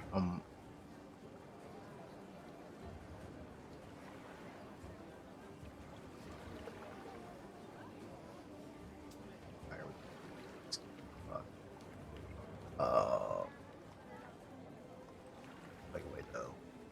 Hit. All right. I'll return fire on the one that just hit me. I have to clarify. These guys would not have torches. They would have lanterns affixed to their belts. Because they're using flintlock musket, which is two-handed weapon, so they would have to have their hands free. And that's the only change there. All right. So you take a shot and miss. Yeah.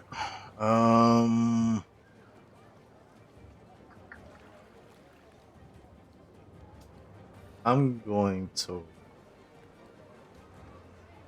You get the sense that staying here too long would be a suboptimal decision. Yep, I figured. All right. It's getting crowded down there, so. Yeah. That's definitely gonna miss. All right. Okay. Then I will move. End your turn there. No one else will be able to climb up. Yeah. So then I have one last Pac-Man. We'll do a climb check. You can end your movement in someone else's tower. You just can't end your turn at the same time. As long as your next action is to move. Yeah, but that would be... They took 1, 2, and then 3 to climb, so they wouldn't be able to go any further. I'm going to say it's just too crowded over there to jump down. So I'll So you just gotta- be at the top there. Yeah, you'd be at the top of the fence, so somebody else could like climb and go through you if they had enough. So Ketchard, for example, could move, climb, and then keep moving off map. Okay. All right. Then yeah. Here's Okay. my climb. All right, DC 10. All right, no problem. So you are perched like a vulture at the top of the fence. All right, play passes to Ketchard.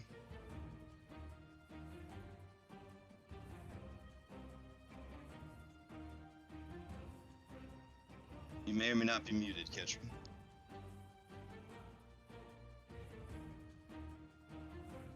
Can fall asleep. Sorry. I kept coughing, so I kept muting Okay, myself. fair. So to ready an action, it Mhm. takes 2 actions to ready 1 action, right? Yes. And then your reaction gets spent as well. Okay. But So the current situation is, if you were to stride, succeed at the climb, and stride again, you would make it off map without impeding anyone else. That would be the optimal escape from the scene play. it would be, but I feel like Ketron needs to be the rear guard. Okay. Unless everybody gets... Ooh, someone in chat also pointed out that if you're unsure of what to do at the current time, you can always delay your initiative, which will move you further down the initiative. So if you want, you could delay to go after Bella. Do you want to do that? That would give you the chance to be the last one to go. Well, but still Vulture's in the way. No, Vulture, you can pass through allies. So Yeah. you just get in the turn there.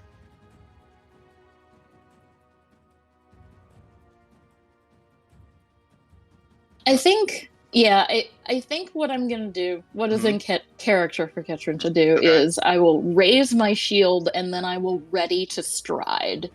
Oh, okay. All right. Play passes to. What is the trigger for the stride? So readying to stride is gonna be once Bellinora gets over, and then I'm gonna stand at the base of the fence with my shield raised. Oh damn. Okay. All Wow. right. So much faith in my athletics check. Wow. All right. So also, I haven't been checking this, but when you are climbing, I believe you need to have hands free as well. Okay. Yeah. Oh, well, shit. Uh-oh. I guess I don't make it up there because I have my rifle. Let's see. Climb, unless it's particularly easy, you must take a check. You're flat-footed. You must have both hands free to climb. Yeah, so those of you that already did, bank error in your favor, but those that didn't, that really sucks for you guys. All right, so Bellinora, what are you gonna do? Now, I expect no bank error in my favor, but I did pull out an item just for flavor last turn, just because. Can I? Never mind. I'm just gonna drop it. No. I use, Right. but it's a free action to drop thing. So Yes, I correct. drop up a pouch of Pesh on the ground. Okay. And I still have my gun in my other hand, so I have to use one of my actions to stow my gun, unless I'm leaving that on the ground, which no. Correct. So that only leaves me with 2 actions to stride and then climb, which is not going to get me through the crowd. Correct. That's not good. Tension. Okay. And like, if I were to try to do those 2 things, could I get up there with Vulture, or is it like I can't even attempt that because he's kind of already up there? Yeah, it's already up there. Yep. Well, then I'm just gonna stride to get closer. Okay. Can I use my reaction Okay. to sling hold on. Bellinella over? This ain't 5e, so So no. Hold on. How far away is that guy? I have 3 actions. I could, instead of dropping that. So what I could do is, instead of dropping my Pesh, I want to just like step forward 5 feet and throw it at this guy and see if it does anything to him. You want to make an improvised thrown attack at Windy Gun Marshal. Yeah. Okay. So that was 1 action to step forward, 1 action to throw it. It's just like a flat D20. I don't know what improvised weapons are here. Gonna roll a D20 and we'll figure it out. It doesn't hit, and then use the rest of my action economy to get down here, and that's my turn. Then, fuck. All right, so Ketrin, your thing will not trigger because they did not successfully climb over. Play passes to Stack. Stack, do you get out off the scene? Yeah, he gets off the scene. If there's anything I do to assist anybody, then he would do that. But All right, he gets. I'm gonna just move you onto this roof for now. Okay. All right. Then play would pass to Foolhardy. Foolhardy is helping up front, and then your good friend Farty. He says, "Now where you think you're getting off to? Can't believe how good at climbing there. Didn't even have the hands free." He's gonna move up, and he could barely see Ketrin, so he will stride again. All right. Sees Ketrin's got the shield up, but sees there's this little bald man trying to escape. He's gonna target the little bald man and take a shot. Shooting you for 8 points of damage. Yikes. Okay. All right. And that is that. Can you, Josh, you know this? Can Ketrin give up their held action to use a different reaction? I think you can, right? Yeah. It just means you spend it when you activate it. So. Yeah. So if you have your retributive strike. I think I have to be able to reach him. It says an enemy damages your ally, and both are within 15 feet of you. And the dude and Bella are both within 15 feet of you. You just wouldn't be able to hit him, but you could still reduce the damage by 3. No, okay. Well, yeah. I'll do that then. Yeah, since you know you're not going to be able to stride, you might as well. That would be smashing. I have not a lot of health left. Thank you. Yeah, that's fine. All right. So let's see. We'll go ahead and do a reload on that guy. All right. Play passes to discretion. Okay. You just gonna I roll out? You will- want to roll out or? So is Vulture's like on the fence still, right? Yep. Yep. And I expend an action to help Vulture down and then leave. I don't know if that's even necessary, but that's what I'll do. Okay, so you just want to kind of clear space for everybody else. Well, Vulture's on the fence, so I like Yeah. to just like reach up, pop Vulture on the ground, and then I'll just leave the scene. Okay. Would it be like would it be like the let's opposite see. of helping someone up? Yeah. I would say that sure you can move up and use let's see, Right, they are. one, and then we'll do a combined action, and we'll say it costs 2 to pull them down off the fence. You know what? You're on your own, Vulture. I'm just leaving. Oh shit! Okay. I thought that was a pretty fair call. All right, get out of here. No, it's All right. fine, but then I'll just still be in the same position, and I want to. Yeah. All right. Top of the round, crunch. The front door of the bank smashes in, and they begin to flood into the building. All right. Cheeky leading the charge. So they're gonna take. It's one Pac-Man to smash on the door. And then they're going 25, and then they don't exactly know where you guys are, so they're going to waste their action doing a seek, and that will be their turn. All right. Bone Idol, he's back here, I believe. All right.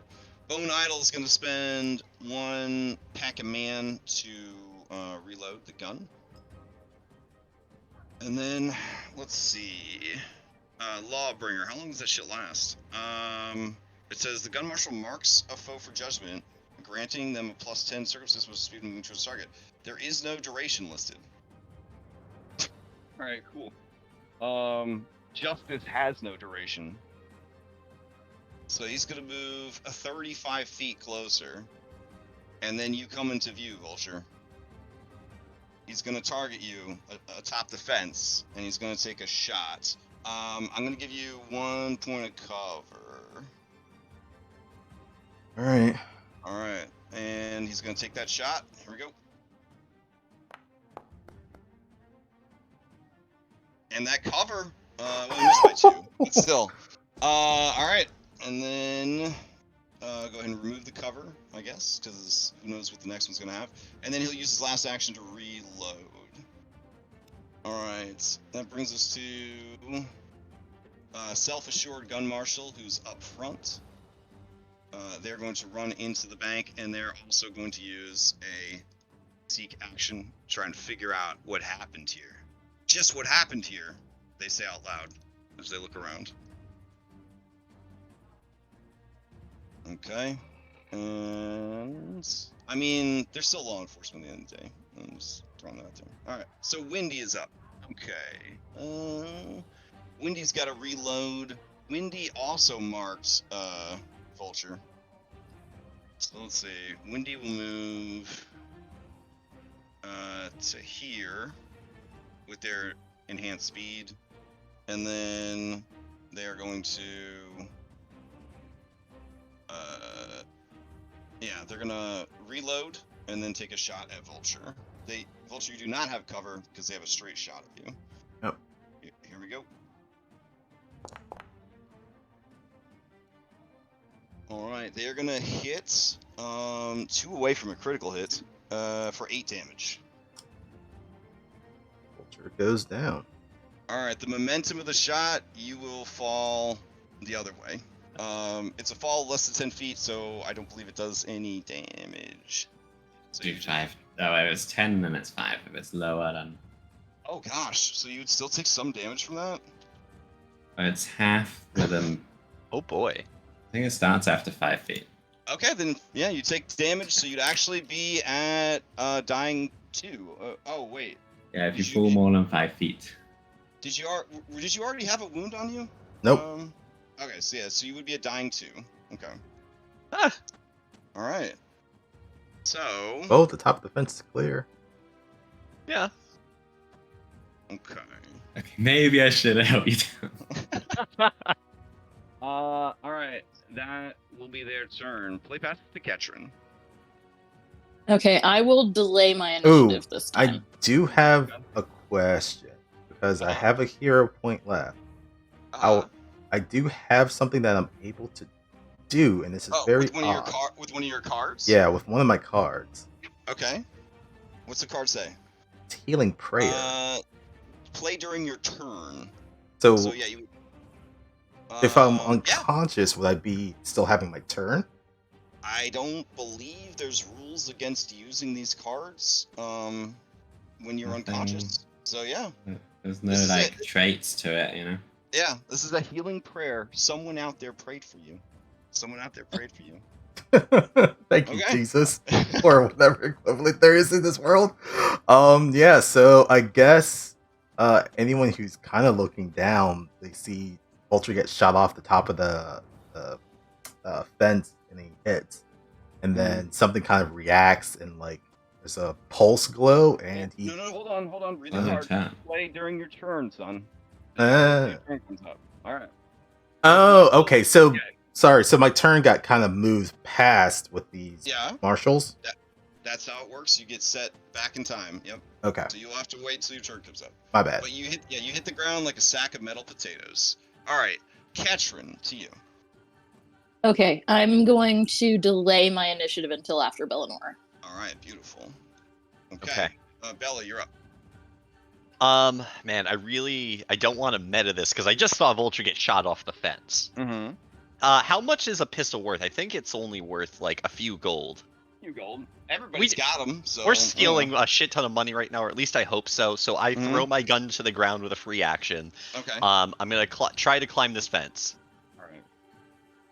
Part of me's like, should we check to see if it discharged? No. So you it's unloaded. It's unloaded. Okay. Oh, it's okay. So you drop your unloaded gun and then. All right. At a -2, I'm gonna try to make this climb check. Okay. Both hands free. Trying to get a DC 10. I would like to re-roll with a hero point. Okay. Re-roll with hero point. For the love of God. Okay. I think this is real bad. I can only do this once, right? I can only re-roll with a hero point once. Correct. Fortune effects can only happen once to a die. Oh man. So does this mean I fall prone? You didn't critically fail, so no. You just don't make any progress. Okay, well then can I try again? Does this have map?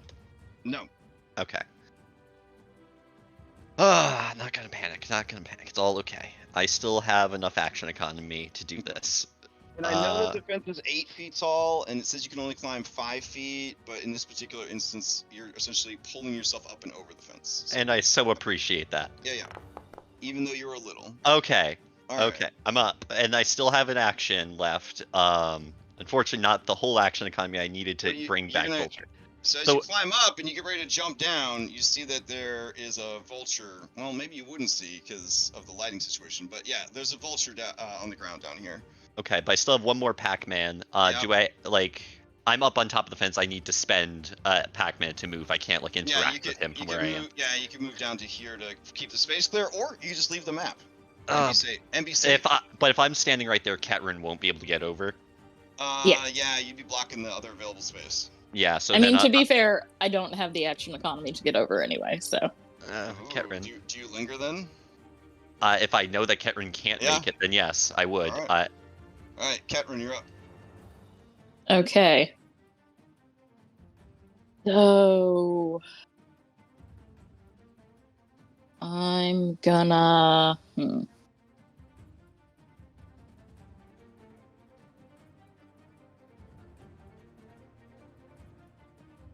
I can move up to the fence. Yeah. And then I'd have to stow both my shield and my stick. Yeah. Alright, so you probably move. worth Yeah, I'll do it. I'll do it. Yeah. Or you could drop them, and then you'd have your hands free. Tough call. Yeah, but then I'd have to pick them back up. Well, I mean, you just probably wouldn't have them anymore. You'd have to leave. Like my pistol. All right, so you're gonna move and you're gonna stow him. Okay. Yeah. All right, as you go past him, Bone Idol Gun Marshal says, "Where you think you're going? You think a fine mustache and beard like that gives you permission to take whatever you want?" And I'm gonna, once I get to the fence, I'm gonna turn around and I'm gonna growl at him. Oh, okay. He feels many different ways because he's pretty into that mustache and beard. The growling just kind of enhanced the experience. All right, stack the deck. You are safely off map, Unless you wish to return to the crowded alley. Nah, Alright. he's okay. All right, that brings us to Foolhardy, who is inside the building. They are also going to go in and take this. Let's see. All right, I would say between the three of them, They get the sense that you aren't in the lot. They're gonna move into the back next turn. all right, Farty up front. All right, Farty says, "You're not going anywhere." And he's gonna stab to here, and he's going to reload, and then he's going to take a shot at Ketchum. All right, here we go.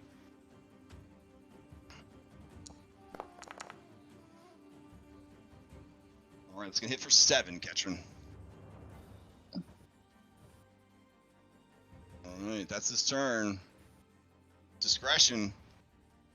Do you keep on running, or do you double back? I mean, I'll wait for them, but there's not really much I can do right, fair to enough. actually help. Okay. Top of the round, Cheeky and friends are gonna move into the next section of the bank. Bone Idol. Alright. Bone Idol says, "This is your last chance! Surrender!" Is he gonna use an action to try and convince me to surrender? Yeah, sure. Let's see. I don't believe he has training in... Oh, he does. Alright, here's this intimidation against you. Again, you guys can never just be with mundane skills affected unless they use a actual skill to, like, frighten you. I laugh in his face. Okay. When you laugh at him, he's gonna take a shot. So let's see. You have some cover from the corner there. I will grant you a +1 to your AC, and he will take a shot. Go. That is gonna hit for 5. I. Whew. Vulture. Now it's your turn. Okay. It doesn't even specify when on your turn, so you could argue the very beginning of your turn before you would have had to make a stabilize check. Also, remember, it doesn't actually have to be yourself that's getting healed. So. Oh, Yeah. that's true. You could drop a prayer healing for someone else. You do have full cover from that wooden fence. I was gonna say, can I see Ketrin on the other side of the fence? I'm gonna be Doesn't straight. say I'm gonna be straight with you. These cards are so outside of the rules that they're probably full meta. So this is a prayer coming from those who care about you guys. Maybe the little orphans are praying for Mother Ketrin's safety. Okay. She's technically 5 feet from me, so that's within Yeah. reach. So the little servos that are in, there's like a pulse. Servos kind of start, and it's kind of this, for this one crawl, just puts a hand through the fence and just touches Ketcher and hits her with the healing. You don't even have to touch her. You don't even have to touch her. Yeah, It's just for the flavor. literally hashtag thoughts and prayers. Ketrin, hashtag thoughts and prayers from Vulture the Robot and the Orphans. You heal 13. So Vulture, expend a hero point from your reserve, and then you still need, since you did that, you gotta give me a recovery check. You do not want to critically fail this one, or you will die. Because you're already at dying 2 from falling off the fence. Can you spend another hero point? Yeah, just to Yeah, you stabilize. can spend another one to auto-stabilize if you want. Or you could do that after rolling. Oh yeah, you can. You can check, and then So is it just a flat? I've got you. D20? Don't worry. It's it should be on your sheet when you are dying, there should be a little dice that appears next to the word dying underneath your hit points. Yep. Alrighty. 0 modifier. Hey! Oh, hell yeah. Okay. So I believe that means it reduces it by 2. Which I was Yeah. at 2. See, stable. So you stabilized. They're 1 HP, sadly. Yeah, but hey, This isn't 5e. Yeah. better than This dying. game has Better no than dying. mercy. All right. Play passes to self-assured gun marshal, who is moving towards the back. All right. They use 3 stride actions, and they realize that someone has broken into the vault. Windy is up. Windy looks at his brother Farty and knows what he's got to do. He's gonna reload 1 Pac-Man. He's gonna shoot 1 Pac-Man. No cover on this attack. Straight. Well, no, actually, you do have cover from Farty. So I'll give you cover for that. All right, here we go. Hang in there. Ooh. Ooh, He that's gonna misses. miss. All right. Very nice. And then he will use his last one to reload. Okay. Play passes to Belnora. Alright, I'd like to use my first action to pull a potion off of Vulture's bandolier, where I Okay. had given it to him, and then feed the potion to him. Okay. Target. So Potion. 1, 2. Got it. Oh yeah, it's in your healthy. Yep. All right. And then you got 1 Pac-Man left. And then I use my last Pac-Man to go off map. All right. Beautiful. Okay. Play passes to Ketron. Everything stowed. Everything's stowed. I'm gonna Alright. climb. All right. Give me that DC 10 athletics. No problem. All right. Now you're at the top of the fence. You could stride past Yep. Vulture, head out. Yep. Is there a way that I can drag Vulture with me? Yes, as long as you can handle all of Vulture's bulk. Let's see. I am currently carrying 6 bulk. Okay, so If I carried- his weight would be 6 because he's a medium creature, plus whatever his current bulk is. My Okay. carried is. That's not right. It's just 1, and then semicolon 2L. At the very bottom of your inventory, it'll say carried bulk and a number. Yeah, it's 1. Wow. Okay. Oh. Wow. You travel light, man.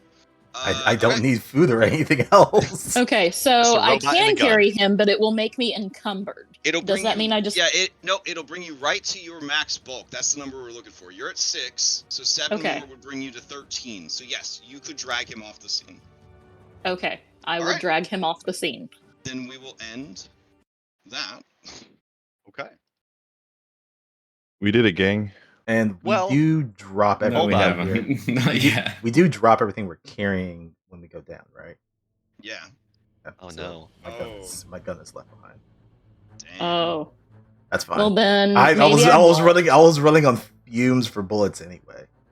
I don't mean to Okay. appropriate, If you're but I also sure. left my gun. If you're sure. How many? Because I could start I- dragging you and you could be like, no, my gun, and then I would not. I don't want to put us in any further danger. We can just leave. Sure, that Okay. would put you guys into another round. That would be round 14. Yeah, I don't want these guys shooting at me again. I'm good with There's a it. fence in the way. They would definitely Bullet- start climbing the bullet definitely fence. can't go Right, through but it. they can't climb with their guns either. Oh, that's a good point. Yeah. Okay. So Okay. I Fine. think you can get your Fine. gun. Fine. Alright. If it's gonna take them some time to get to the fence too, then sure. Well, literally what I'm going to have them do is each of them is going to take a shot at you through the fence. So you would have the best cover, and then they would just, try their best to shoot you through the fence. 3 chances for a gun crit. Oh, no. Now the crashes crits on me. Fuck that noise. It's greater cover. It's greater cover. That don't mean shit for 20s. If as I drag you away. Oh, sorry. And because they can't see you, they would have to make flat checks altogether. So there'd be a DC 11 flat check to see if they could even hit. So 50% chance they don't even get the shot anywhere near you. Those are good Our odds. prior game history is telling me no. All right, fine. I'll fine. Do the flat You have checks. to Do believe. the flat checks. You have to Okay. believe. So we're gonna get rid of that cover. We're gonna give you the best cover that the bunny can buy. There you go. This is the worst decision of my life, I swear. Alright. And then I'm gonna roll their first flat check. So they have to get an 11 or higher, or they don't even hit you.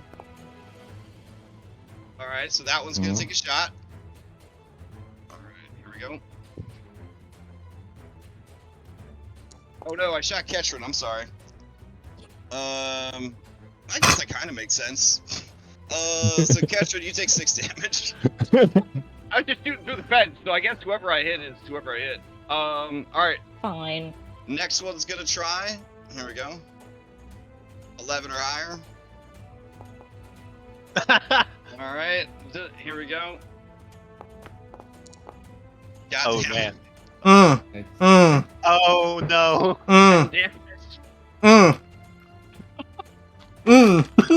Wait, does greater cover only? Oh, No, he's yes. flat-footed. Uh-oh. Hey, why were you still flat-footed? Because you were still prone, right? Yeah. Yeah. Okay. Mm. All right. See, I knew I should have attempted fate. All right. Wait, so then you did a short sword. Is Wait. that different? Oh, he has no, a plus 11. It's a plus 11, and the damage is actually the same. So yeah. But it probably has. Yeah, these some guys paper have die. been shooting with plus 11, so. Yeah. Okay. All right. All right. Then the last one. I gotta make sure Ketron also has this greater cover. So Yeah, I think the that first one one might have missed. missed you. Yeah, because of the greater cover. Oh, okay. Well, I'll give myself back 6. So the greater cover. Yeah, but Archie gets 2 dying there. Oh yeah, because they were already at Yeah. wounded 1. Yeah. I did not Oh. make any more healing elixirs for today. Okay. So here we go. Last shot. It's gonna be at Ketron because they're standing up. Here we go. Well, I meant because a crit gives you 2 dying. So they'd be at 3. Oh God. Yeah, they would be at 3. Damn. I didn't see that was a crit. Oh man. That would have been so much more damage too if it was a gun. If I had rolled on the gun. Let's not worry about it. All right. And then Ketron, that one's gonna miss. Now you can drag him and his gun off scene. I will do that. All right. That's And if cool. we can, yeah. Oh my god. So how close are they to chasing us? They are pursuing you. In fact, I have some mechanics for that. Okay. So I probably cannot take 10 minutes to refocus or treat wounds. You'd be fireman Okay. Carrying him to the junkyard. Is Alright. there Okay. is there a way to like dual carry a person? You know, like have 2 people split the bulk? Yeah, but it'd be weird because of the whole moving together thing. But Yeah. It's theater of the mind, so it's fine. I don't want you guys to die, so let's head on over to the I don't want to die either. Wait, before you go to the Williams Scrapyard, do you just want to try to make your way through the streets of the city full of gun marshals and shield marshals who are after you? Or do you want to go to the scrapyard? Which The was mentioned to scrapyard. be yes, definitely that. But I just want to remind everyone that it was labeled the haunted scrapyard. So let's just prepare for that. Yeah, because like constructs wasn't enough. We need ghosts as well. Can't be any worse than just getting lit the fuck up. Well, you know, we gotta get through it, or else we're gonna haunt the scrapyard. So let's go. Alright, so I'll roll you guys Yep. into initiative, and I'll use Lovelace's token, who is pursuing you, to represent the Shield Marshal's progress. Alright.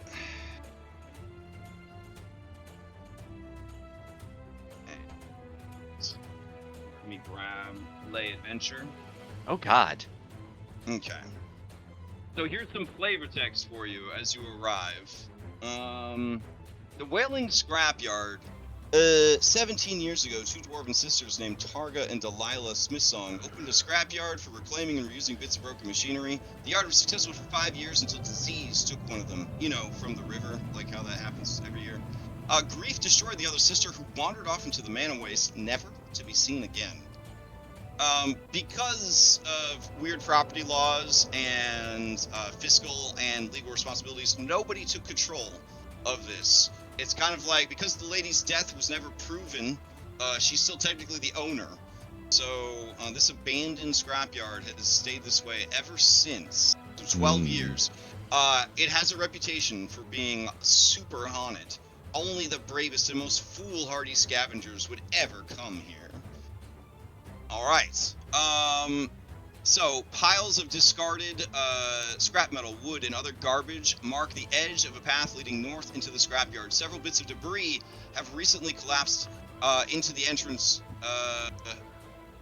So you can see that this trash is very precarious and very sharp and very dangerous. Climbing the walls in here is a whole minigame in and of itself.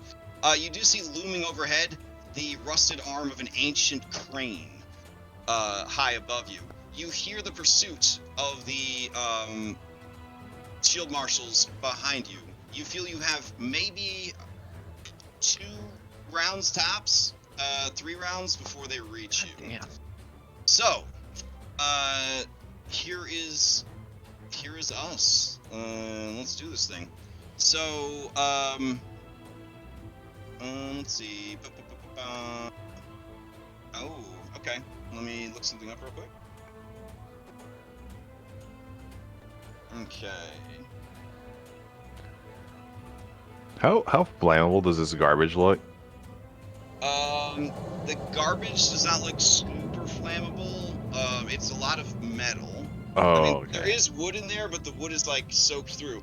Now there could be pockets of oil and chemicals. Like you could definitely try, but you might set the entire scrapyard ablaze. Oh, I don't want that. Okay. Let's see. All right. Okay. You guys would see up ahead, according to party overview, with your looks like perception, Ketron and discretion. You see that there's sharp, old-timey broken glass all over the ground here. This would be very dangerous terrain. You feel like moving through it would be difficult without an acrobatics. Otherwise, you could get cut and take persistent bleeding damage. So, yeah. Oh, actually, it's bigger than that. Hold on. It's all of this. There we go. Okay. Starting the new encounter. Discretion. I think we're missing Vulture's initiative. I'll just roll them in. I was gonna ask, what's my whole situation? You have initiative. You're just, Okay. Yep. Yeah. Okay. Ow. So Ketron comes huffing up with Vulture and a fireman's carry and Vulture's rifle in her left hand. What do you do, Discretion? I want to get past here. Okay. I am maybe going to try and hand this rifle to someone else. I could take it. Actually, hold on. I'll take it. Actually, you take it if your hands are free. Yeah, I I'm have a carrying hand the free. treasure. Yeah. No. Okay. So I'll take the rifle. Okay. One pack of man. That's a 2-hand rifle, or is it 1-hand? It's one-handed. Ooh. Oh, sorry. Yeah, it's two-handed. Yeah. Oh. Well, I guess you can grip it with one hand, but yeah. Yeah. Yeah, but You could carry it with one hand. Yeah. so I'm guessing it's an action to take that from him. Yeah, absolutely. So this is me balancing over the glass. All right. You avoid all the glass, no problem. So on the other side, I would like to take a moment. So is this also difficult terrain, or am I able to just stride through it? No, I put a template down to show the bad terrain. Then I would like to observe this crane and ponder whether it could be, once everyone is safely through, knocked down to prevent or obstruct pursuit. Yeah, this would actually be a. I was happy about a gun. Yeah, this would be a crafting, engineering, lore, or a survival check. DC is 15. Garbage at all of It those. would be a hidden roll though, just in case you get bad information. Okay, I'm gonna stow my potion of expeditious retreat. Okay. And that's And your then turn? that's my third action. Okay. So I'll do the other stuff later. Stack, you're up. All right, let's do some acrobatics. Get through this. Okay, DC 14 acrobatics. Ah! Oof. Let's do let's do my other hero point on that one. Ooh, okay.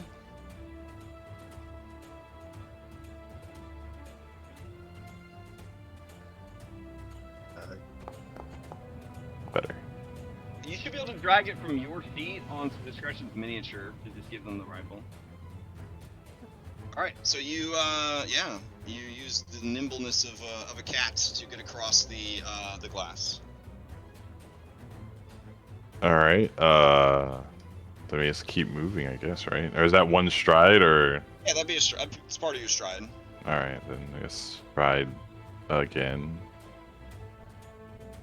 Okay. And As you move lot. Up, you see a rusty, chemical choked pond. A reddish brown circular pool of water stands in the center of a large open area with stacks of metal and wood to the north and south. To the east, actually, it's the middle of the night. Let me adjust the lighting on this map. Hold on. Light, nighttime. Oh, that's nice. Okay. So, yeah, what I meant to say is, as you head away from your allies, it's fucking dark. You can kind of see, I think, an acid slash pollutant choked pond up ahead. Okay. All right. Can I use one Pac-Man to take out a torch? Yeah. All right. Do that. Can I light the torch from inventory, or? And that would be a second action to light the torch. Oh. Okay. Well, I don't have that. Okay. Okay. The torch is in my hand. Sounds good. Vulture, you just hanging out? Ketrin, it's you. Okay. I guess I am going to stride twice through Okay. this, and that's as far as I can go. All right. The first time on a turn that you enter, I need a DC 14 acrobatics, or you will step on glass. Yes. Which is maybe not going to go well for me. Traps like this are designed for people just like you. All right. So, as you were striding through, I'm going to use a hero point once. It probably won't help me, but I'm going to try it.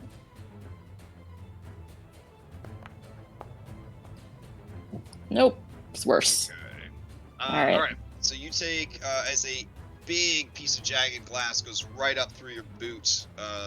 You take 1d4 piercing damage, and you are now taking ongoing bleed damage 1. Okay, the people aren't right behind me, so I am going to go another 10 feet. There we go, so I'm out.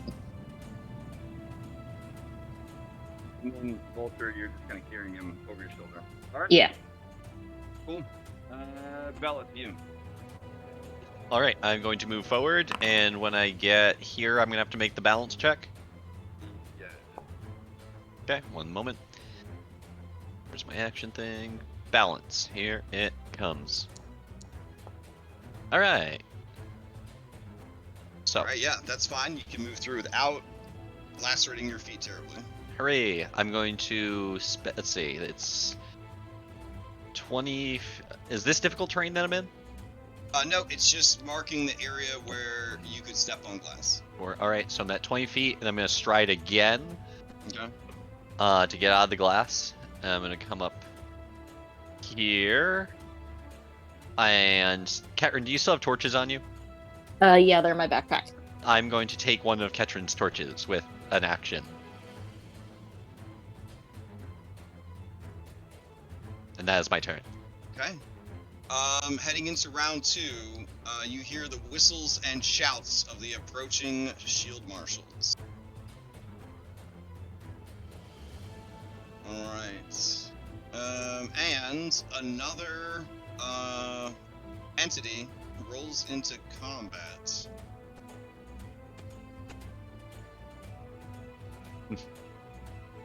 I just gave you a torch Thank you. from my. Discretion to you.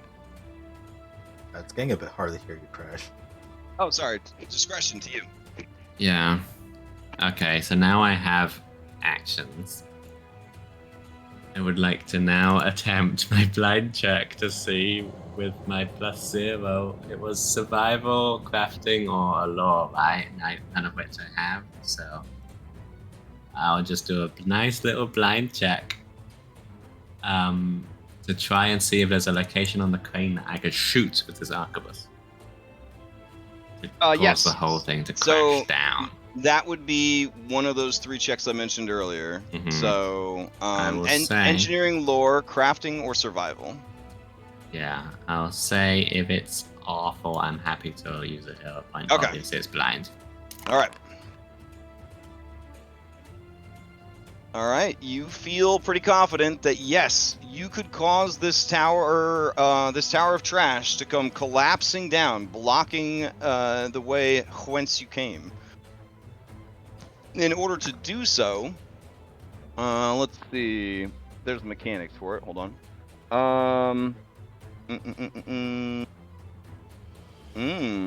Okay. To collapse the tower of trash and block pursuit, you may attempt a DC 15 crafting, engineering, lore, or survival check. With 2 successes, the tower of debris will come crashing down. All right. Okay. You well, inform the others of that information. Yeah, I'm gonna tell Okay. them about it because I suck at all of that stuff. All right. just break that bit, break it real good, and it'll all come crashing down. Okay. And I'm gonna move, and I guess I will. So I've been handed the torch, so I guess that's actually in my second hand. Okay. Oh wait, So, I meant to give that to Oh. Belladora.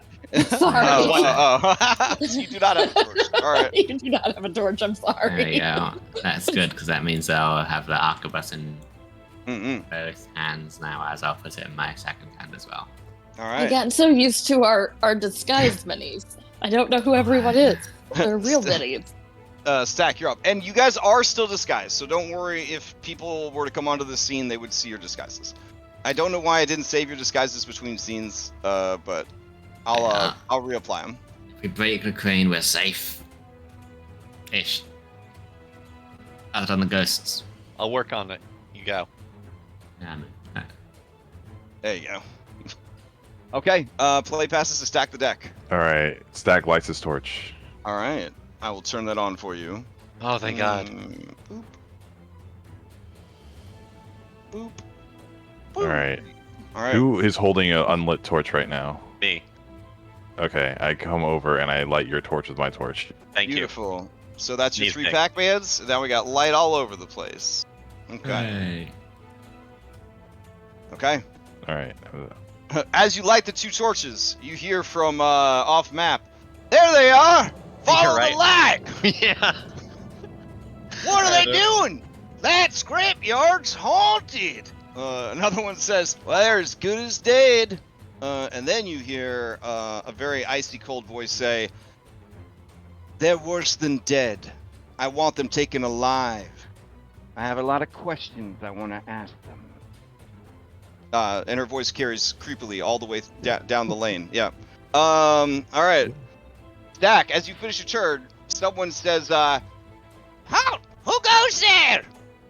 Why are you coming in? This is haunted." The golden gunners are escaping with some treasure. All right, they're gonna roll a society or thievery. They don't have proficiency in either. Hold on. I love the way that you're dictating the actions. It's almost like an anime. Let's see. He says, I never heard of him. Cause I'm a ghost. Well, His deception was low enough that none of you think that he is actually a ghost. All right, that's his turn. If you could see, there is a critter over here. I don't know if with your. Yeah, I can see a presence of him, but his token isn't revealed. Beautiful. All right, Vulture, you're still unconscious. Ketrin, you're up. Okay. I am going to sit Vulture down as a free action. And I am going to do a crafting check to try and knock this over. All right. You go into math meme lady mode and scan. Okay, let's see it.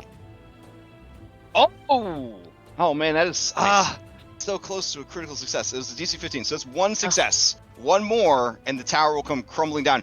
Like an aggressive game of Jenga, you pull one piece of trash loose, and the whole thing just starts to wobble precariously. Okay, here's another one. All right. It does not have map? Nope, no map penalty. Okay.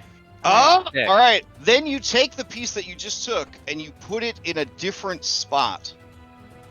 And as you do, the tower comes crashing down, blocking the way back. Very nice.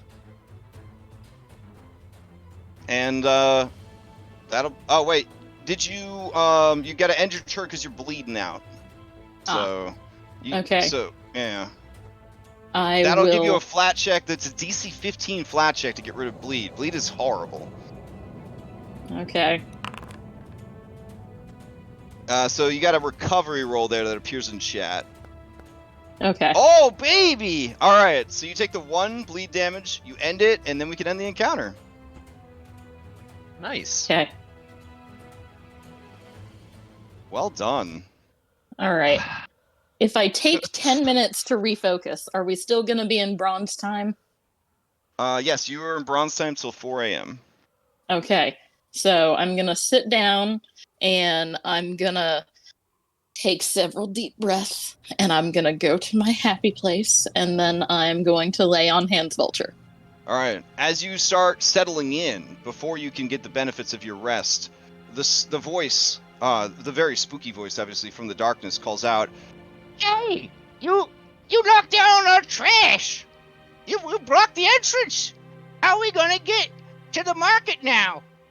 You better have a good excuse for why you did that, or, brave Ghost Gomac will bring 1,000 spirits to eat your souls!" Hey, fella, let's just come and have a good chat about what's going on. I imagine you didn't want the shield marshals running in here. Shield marshals? Oh, that's not good! We're we live here, and we own the deed to this property! That's right, I'm sure. Exactly, but those corrupt shield marshals were coming to take it from you. Yes! We stopped them. He steps out of the darkness. It is a resplendently handsome goblin with a Pac-Man frog physiology, because this is the Pathfinder universe. And he says, I am Gomac, Knight Guard of the Nail-Biters. You have fled from the shield marshals and come here. That's good. You look like you're in bad shape. Yeah, we've had a rough go of it, but we're safe now because we're in your hospitality. Ooh, okay, give me a diplomacy. That's just open, yeah? Yeah. everyone will know how sincere it comes across. Oh, wow. He turns a ruddy brown in the torchlight as he blushes, and he says, Well, now that you mentioned it, partner. And you see, metagaming, not your actual characters, but you guys see a yellow bulge appear above his head, and it starts to rise out of his skull, and then you see a floating exclamation mark appear above his head. God damn it, they came from Barovia. He says, We're actually looking for some mercenaries to help us. This is fortuitous. Come with me back to my camp and take the time you'll need to rest. Then you, in exchange for our hospitality, can do something for us. That sounds amenable. And yeah, we could do with a place to lay low. Yeah. All right, partners. Let's go. Don't get too close. Because of the ghost powers? Wait, there's one last thing I need to do. Okay, Can we do a I need quick to... sense motive? Yeah, sure. Give me a sense motive. Okay. Hidden, of course. All right, of course. Switching. Zero. I like the sludge pal. Is there a pile of clothes stuck in the Where is it? drain? Oh, yeah. Now that you're closer, I could read that to you. And you have light. Let's see. A reddish-brown circular pool of water stands in the center of a large open area with stacks of metal and wood to the north and south. To the east, a large steel box, already pitted with rust, blocks the way past the pond. At the bottom of the pond, a large pile of cloth sits mostly motionless, some unseen current causing bits of fabric to dance in the water. This pond doesn't look particularly deep, but it does look filthy and possibly dangerous. I don't want to touch that with a 10-foot long pole. All right, your sense motive, Eleonora, this guy seems like he's on the level. Thank God you found a friendly person in this dire situation. Of course, of course. Do you want us to clear out that drain you've And got? you tell... Sorry. No. We have much to... No, this way. It's very fortunate that you found such a kind person when you were in such dire straits, partner. And handsome from what you described. Oh, thank you. Yeah, so before we leave the lower area though, the crane and stuff, and then I want to be like, the ghost, so many teeth, it's got us, we'll all die. And then Okay. Yeah, sure. Give me a deception roll. Hidden, of course. Too.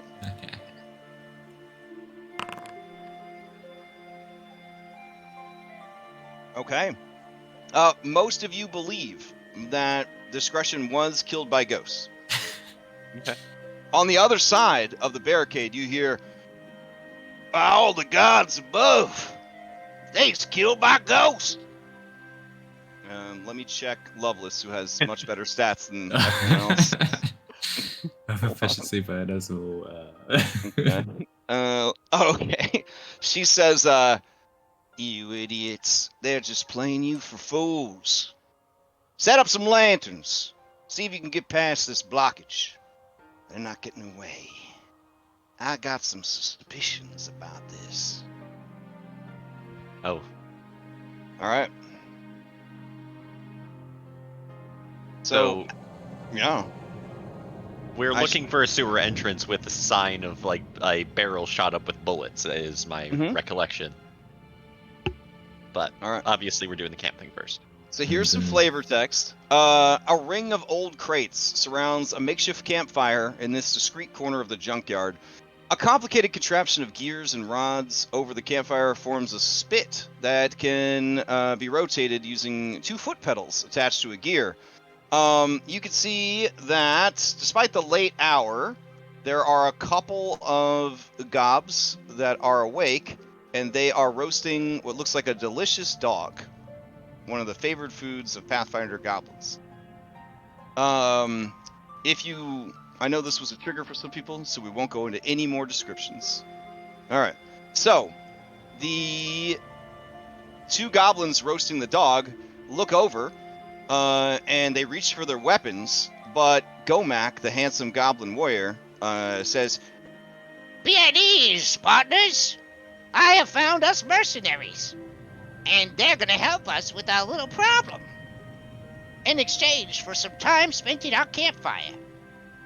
You see that, despite what you see on the map, there are what looks like warren entrances that go into the trash itself, implying that there's, like more than 8/10 worth of goblins in this particular tribe.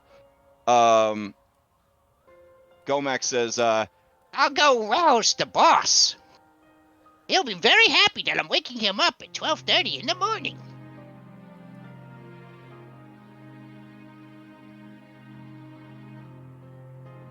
all right. This goblin says, Hey, how much for that shuni? He's not for sale. I got good salvage. How much for that shuni? You won't like the way this one tastes. Slow cooking brings out the flavor and tenderness. Oh, we should probably. Yeah, take Should probably fix Sponge. Yeah, take his hat off, disguise off, and. oh, okay. All We're right. wanted either way at this point, so. Removing the hat doesn't cause a surge, right? Because I don't want to kill what he's got. No, they say, Disgusting! Would never eat robot. How much for robot? Need parts. Not for sale. No. and this one says to the other one, Hey, also, we do not eat shuni. Remember, cannibalism bad. Don't want to be like Stinky Nose. and the other goblin says, Right. No more cannibalism. Right. So what's this job you have for us? here in the modern age of Pathfinder 2, goblins do not, they try not to be cannibals. So Just gonna stand protectively over them. all right, so as you guys approach, this way would actually be over here because it's got to pedal the thing. There we go. All right, you hear a grumbling. You wake me this late? How dare you? All right, and then you see Gomac return, and he is followed by the majestic Lord Glass. Lord Glass looks thusly. He is a goblin who hastily got dressed in his finest to impress these mercenaries. A trench coat covered in beautiful broken glass.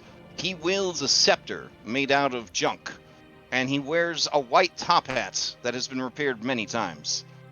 There are bloodstains on the top hat. His beard is taped on. That's very rude. That's very rude to say. Goblins can't grow beards. So, He's tried very hard. yeah, Lord Glass says, Well, what do we have here in the middle of the night? Oh. Gomac says that you are mercenaries, and that in exchange for safety of our camp, you'll do a deed for us.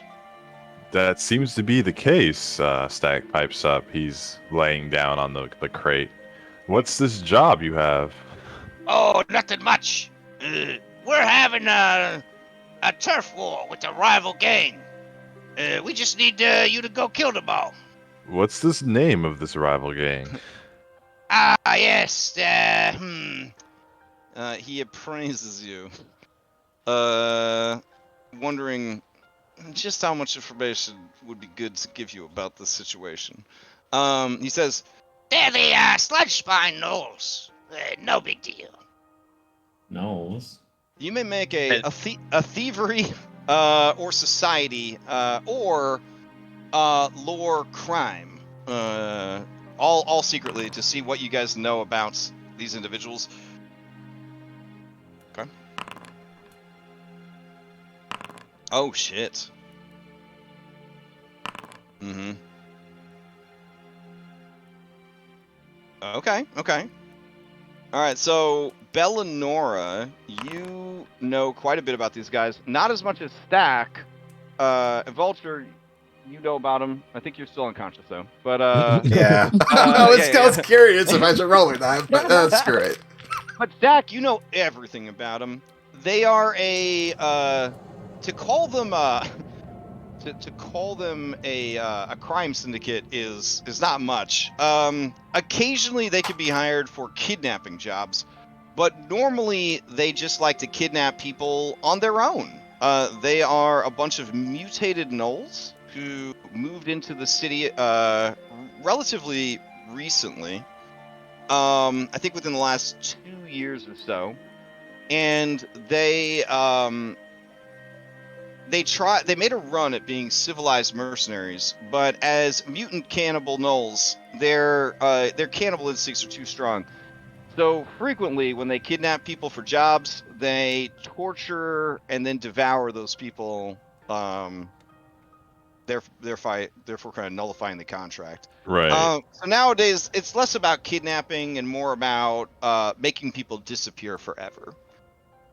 Their leader is a ferocious female gnoll known as Bristlebane, who is very mutated and very strong, but not like insurmountably strong. You feel that if you guys were, rested up, you could take her in a fight. All right. So knowing what I know, I like refer to the Lord Glasses. Like, now, how did you? He points his finger lazily at them. Get in rough with them, or you just want to take him out for turf? A great question. What a wonderful question you've asked me. One of the best questions I've ever heard. They used to be good neighbors. Very scary. Their scary laughter making people even more convinced of the haunted nature of this fine trash kingdom. I allowed them to stay, as did my predecessor. But they have gotten too rowdy. They started trying to kidnap goblins. That's when we knew something had to be done. That's when we did Project Airship. All the goblins nod sagely, thinking about Project Airship. Sadly, Project Airship was only a partial success. So, our lead engineer, a very beautiful young lady named Monsi, she initiated Project Cube. Sadly, during Project Cube, she became separated, and we have not seen her since. You mean that cube in the lake? As he says that, a yellow exclamation mark appears above his head. Goddamn. Saving Monsi is secondary to the death of Bristlebane. With the death of their alpha female, it is likely the others will grow bored and wander out of the scrapyard to be killed by guards or simply return to the manor waste. Well, all right. I guess. Stack nods thoughtfully, and he looks to his crew. I guess we could scare off these gnolls, and he puts them in quotations because he knows they're like kind of mutated and scary now for you. Now, when you say Project Cube, you mean that cube in the lake over there? Yes, perfectly smooth iron cube with a little handle on top. I am not sure who would have made such a strange apparatus, but it was perfect for Monsi's crane to pick up and drop. And because of the alienly smooth nature of the cube, it perfectly blocked entrance to our area of the junkyard. An excellent second backup bulwark, since we already had Project Airship. And they all nod sagely, thinking about Project Airship. You'd break the crane, though. Yeah, we could probably use that crane. All right. When you murmur that, he laughs and says, Please, Monsi is the most brilliant of our tribe, and we are all, by birth, brilliant. Okay. But if you think you could try, you're welcome to. Can you get the crane working again? You can if you want. I'm not here to tell you how to do your job. I will tell you. Be careful climbing on the trash. You don't want the tetanus. I do not. It gets into your bones. Sure does. So, this sounds like an awful lot. Just a little hospitality. Maybe is something you could do to grease the wheels a bit here on these tasks you presented us. I see what you're trying to do here, and I am ready to counter my offer with, doing so. I would not order all of my goblins to kill you. So, But you think we're able to take the nose? You think you can take us? I guess now you could. You're kind of a little. Oh rough yeah, on I the would way. rouse the Warrens. Many goblins would come out. They would wash over you like a green tide. Yes, and I was just trying to, negotiate like I see what you're doing. Folk here. Yeah, I'm trying to negotiate too. Let's see where we end up, son. Is there anything you could do for our friend over here who's a little bit incapacitated at the moment? Yeah, is there any healers amongst you? Oh, many services are available for a price.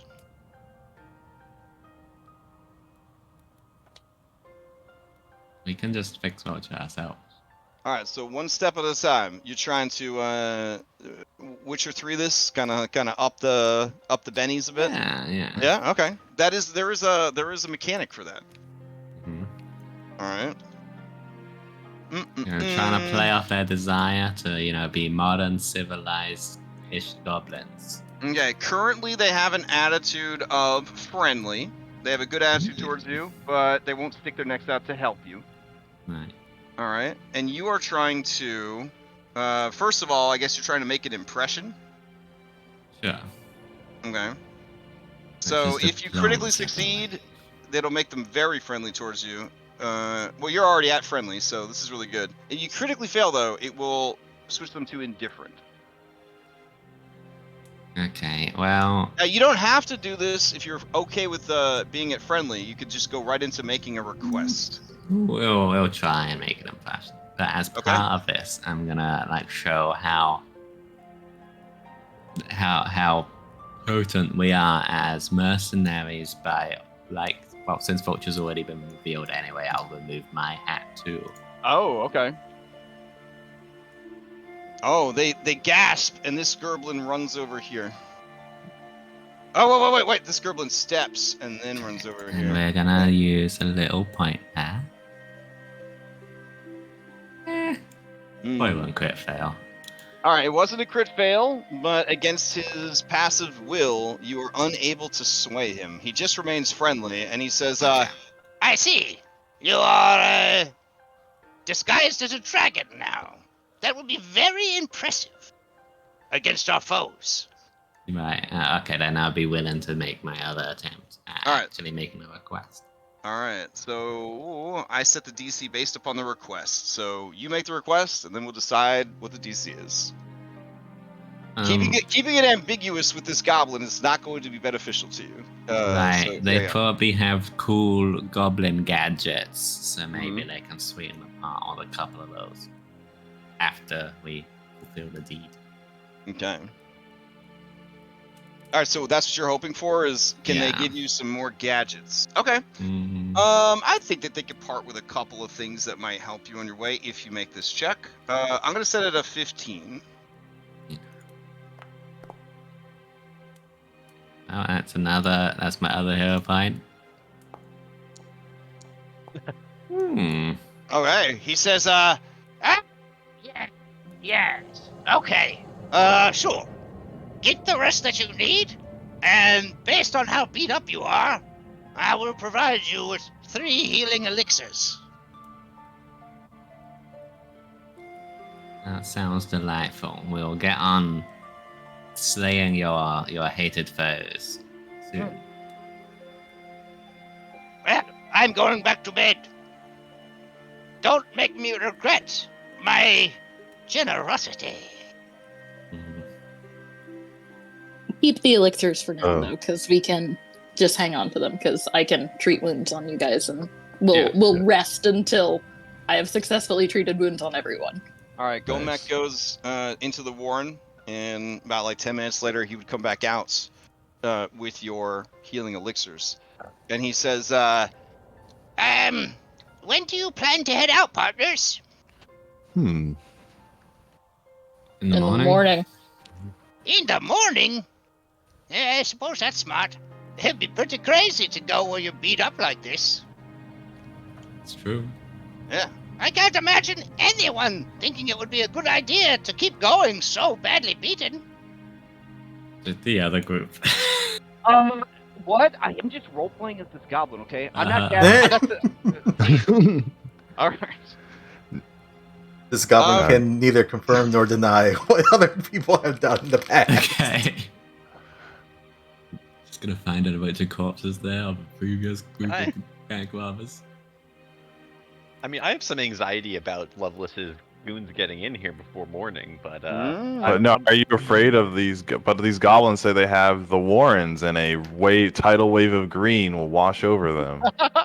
yeah, I don't think they would fight on our behalf. all right." Discretion. I have added 3 elixirs of life minor to your character sheet. Gomek says, If you can save Monsi, it would mean the world to me, partner.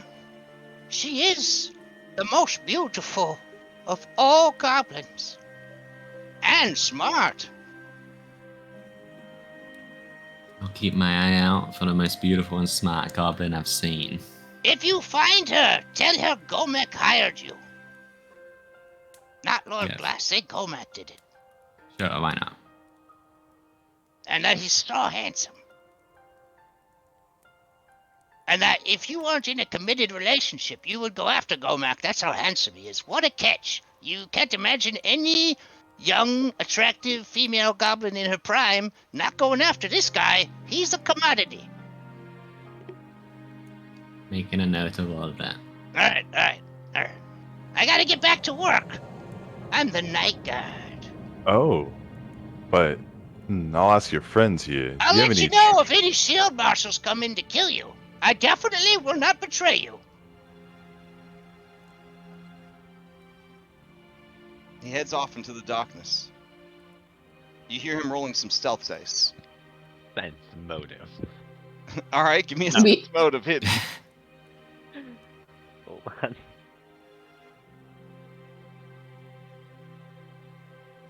Look at how efficient. I just want to point out. Look at how efficient Vulture is. He's already sleeping. Bellanora, you get the sense that Not voluntarily. you get the sense that if it came down to it, Gomek would betray you to save himself. Yeah, I know. Yeah, but you're confident that that's how things would go. Fun. Okay. All right. So you guys, I guess, are taking a rest, right? Yeah. Yeah. Or at least Oh, trying to. man. and treating wounds and things. This is my first time. Let me see. This is uneasy rest. No, final rest. That sounds like you don't want that. Long-term rest. Wait, no, that's a different kind of rest. Damn. How many rests do they have? Dude, the fucking core rulebook's like 600 pages. I am trying so hard here. I know. You're doing great. You're doing great. I'm just saying. There's so much. I feel like I'm back in college. Like, let's see. Okay. Yeah. Also, I The think if you pendulum want of enjoyment swings. Rest Eternal. You probably don't want that either. Put it in No, that sounds bad. Foundry chat. Oh, thank you. Get think- rid of your fatigue think if you, condition. if we think to get rid of that, I think you need to take a whatever All right. long rest. So characters require 8 hours of sleep each day, unless it says otherwise on their character sheet. Though resting typically happens at night, a group gains the same benefits for resting during the day. Either way, they can gain the benefits of resting only once every 24 hours. So this would be it for the 31st of Erastus. Let's see. A character who rests for 8 hours recovers. This is the first time, by the way, I've had to run a rest in Pathfinder 2. This is very exciting. The character regains hit points. You don't get them all back, 5e players. The characters regain hit points equal to their Constitution modifier, minimum 1, multiplied by their level. If they rest without any shelter or comfort, you might reduce the ceiling by half. Well, look around. You're in a fucking trash yard with goblins, and they're roasting a dog over the campfire. Obviously, this is good accommodations, so Yep. we won't penalize that. Yeah. The character loses the fatigue condition. That's relevant for one of you. The character reduces the severity of the doomed and drained conditions by 1. Keep in mind your wounded statuses only go away if you can heal up to full hit points. And most spellcasters need to rest before they regain their spells for the day. A group in exploration mode can attempt to rest, but they aren't entirely safe from danger, and their rest might be interrupted. The 8 hours of rest do not need to be consecutive, however, and after interruption, characters can go back to sleep. Wow, that's a nice accommodation. Sleeping in your armor results in poor rest and causes you to wake up with fatigue, so get naked and put your pajamas on, everybody. If a character would have recovered from fatigue, sleeping in armor prevents it. If a character goes more than 16 hours without going to sleep, they get fatigued. Unlike real life, am I right? Hey. Yeah, it depends on the person. Taking long-term rest for faster recovery is part of downtime and can't be done during exploration. You guys are in exploration, so I will queue up a exploration poll.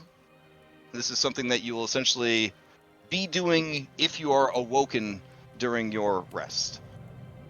So declare your biz. So, because of my fatigue stats, I can't do an exploration activity. Correct. Yep. They're just a nothing selection, Yeah. or I'm just So just exit out. Just refuse. Just refuse to take So part. before we rest, I will refocus and lay on hands Vulture so that he has 6 HP before we rest. I mean, here's the thing about focus points and lay on hands. You could just keep spamming this as much as you want, but it will chew up time. How long do we have until 10 minutes for one's refocus. time ends? You have till 4 a.m. So that's going to take away. That's going to take away from your time to get your 8 hours started. Right. I mean, I would treat wounds on everyone as well. Yeah, I was gonna say, can you do both at the same time? Are you able to focus? Depends on the character. And if you can't, I could do the medicine checks. It's a little bit lower than yours, but it's pretty close. And the refocusing rules do say that it's like specific to your character how you refocus, and you can absolutely have it be that your thing is mending people, in which case treat wounds will count as refocusing. Yeah. Okay. Something a lot of to work look then. into. Let's see. Performing deeds to restore your magical connection. The deeds you need to perform are specified in the class ability. So it's not your choice, it's the class ability will tell you what it does.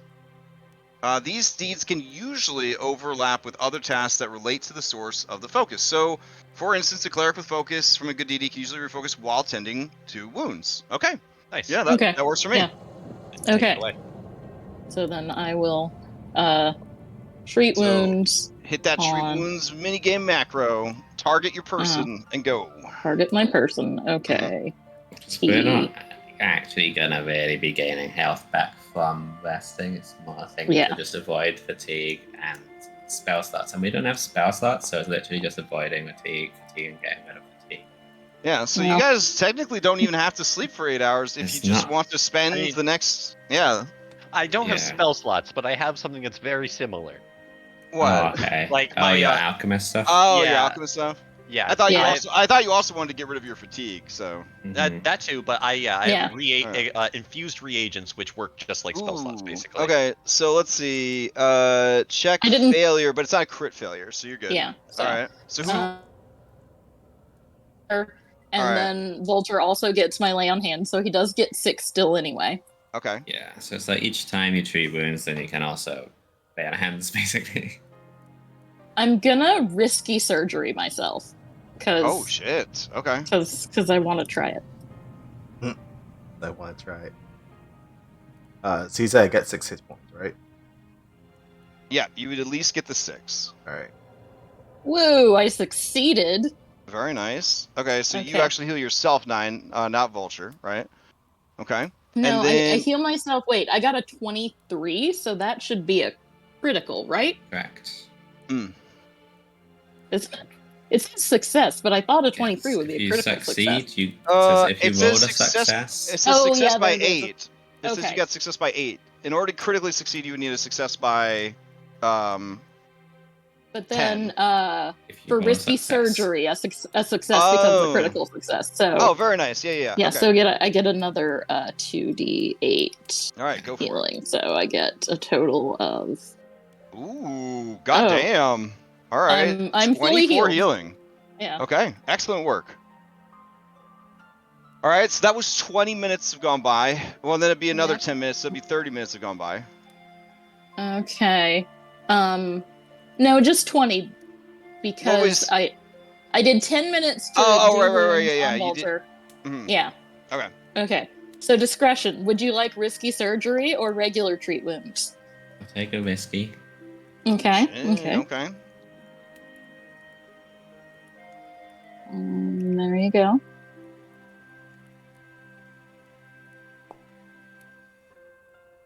Okay, it's a success. So that's here's another 2d8 for you. But first, I need to take this 1d8.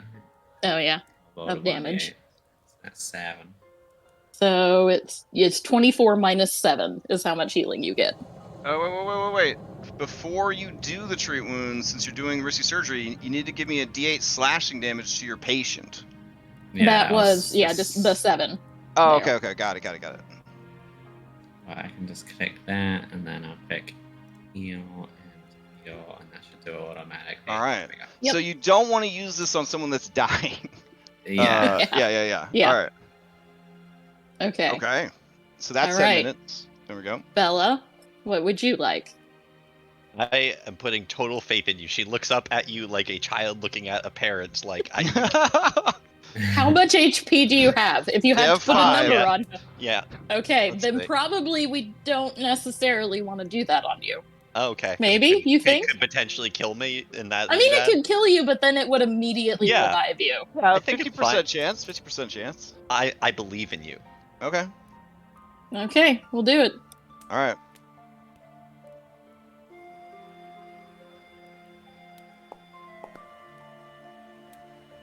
Got it. Oh See? yeah. There you go. All right. That's But good. what was the D initial D8 though? We got to see if they Let's get see. dropped first. Only 4. Oh, okay. You're brought down to 1 HP, And then brought back up to full health. and then you get Yes. 18, so you're at full health. Excellent. All right, and another 10 minutes. Boop boop. Okay. And stack the deck. Would you also like some risky surgery? If you must, I mean, I love chances. Okay.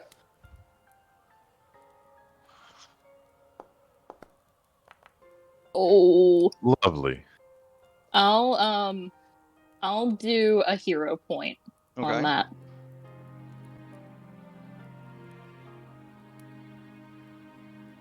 Reroll using a hero also, point. we need that D. There we go. D8. Yeah. D8 to start though. Yeah. Okay. All right, so 5. take- You would also be brought to whoop. 1 HP. And then my check was a 24, so that's a critical success. So here's your 4d8 healing. Very nice. God damn. These are good heals. All right, and that would, since you got to max HP, get rid of your wounded condition. With you being able to refocus each time, you'd also be able to put 3 lay on hands on Vulture during that period and still have sure. a focus point left over. Good idea. Thank you for noticing that. Have another, what is that? 18 HP, Vulture. There you go. Wait, I got an extra 18 on top of that? Yeah, because Oh, of shit. I just kept laying on hands you for So then for discretion. So then that would get rid of my wounds since I'm at full. Yep, correct. Once you get to full HP, you get rid of your wounds. All of them, not just drop by. Yeah. one. Okay. Cool. Okay. That was like now 40, we can 15 minutes, right? Oh yeah, it's now 1:45 in the morning. Do we want to I mean, the question leave is, now, or yeah. is it important for Belenar to get this alchemist stuff back? And I'm willing I think to it's go on. important. Yeah. I would agree with you. I'm willing to go on if you guys want to, but without it, I am basically a character without any class abilities. And I also gave up my gun, so I am completely. Whose gun do I dependent. have? Is it yours? Yeah, mine. Yeah, okay, well, I'll give you the arquebus back. Mainly because it's not even on my sheet. But also, I don't need it. Yeah, I guess Vulture will sputter back and like, where are we?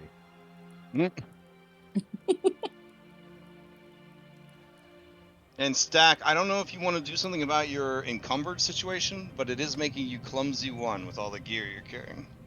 Oh yeah, this dagger, rapier. Oh yeah, I think it's these 2 breastplates I have for some reason. Let's get rid of those.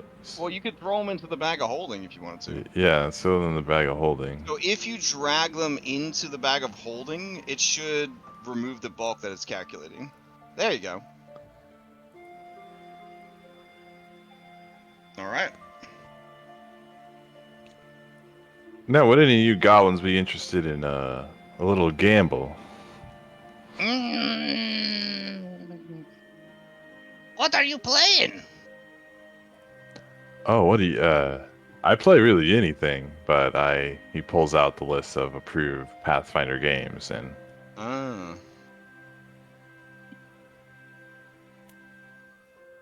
Or if you want to gamble, see if we succeed on this mission, if you want to put something down on it.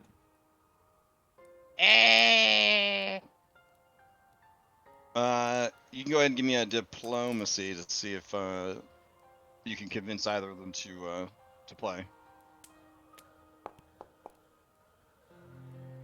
No, neither of them is interested. They got a feels like a stranger coming in, nighttime camp, trying to gamble.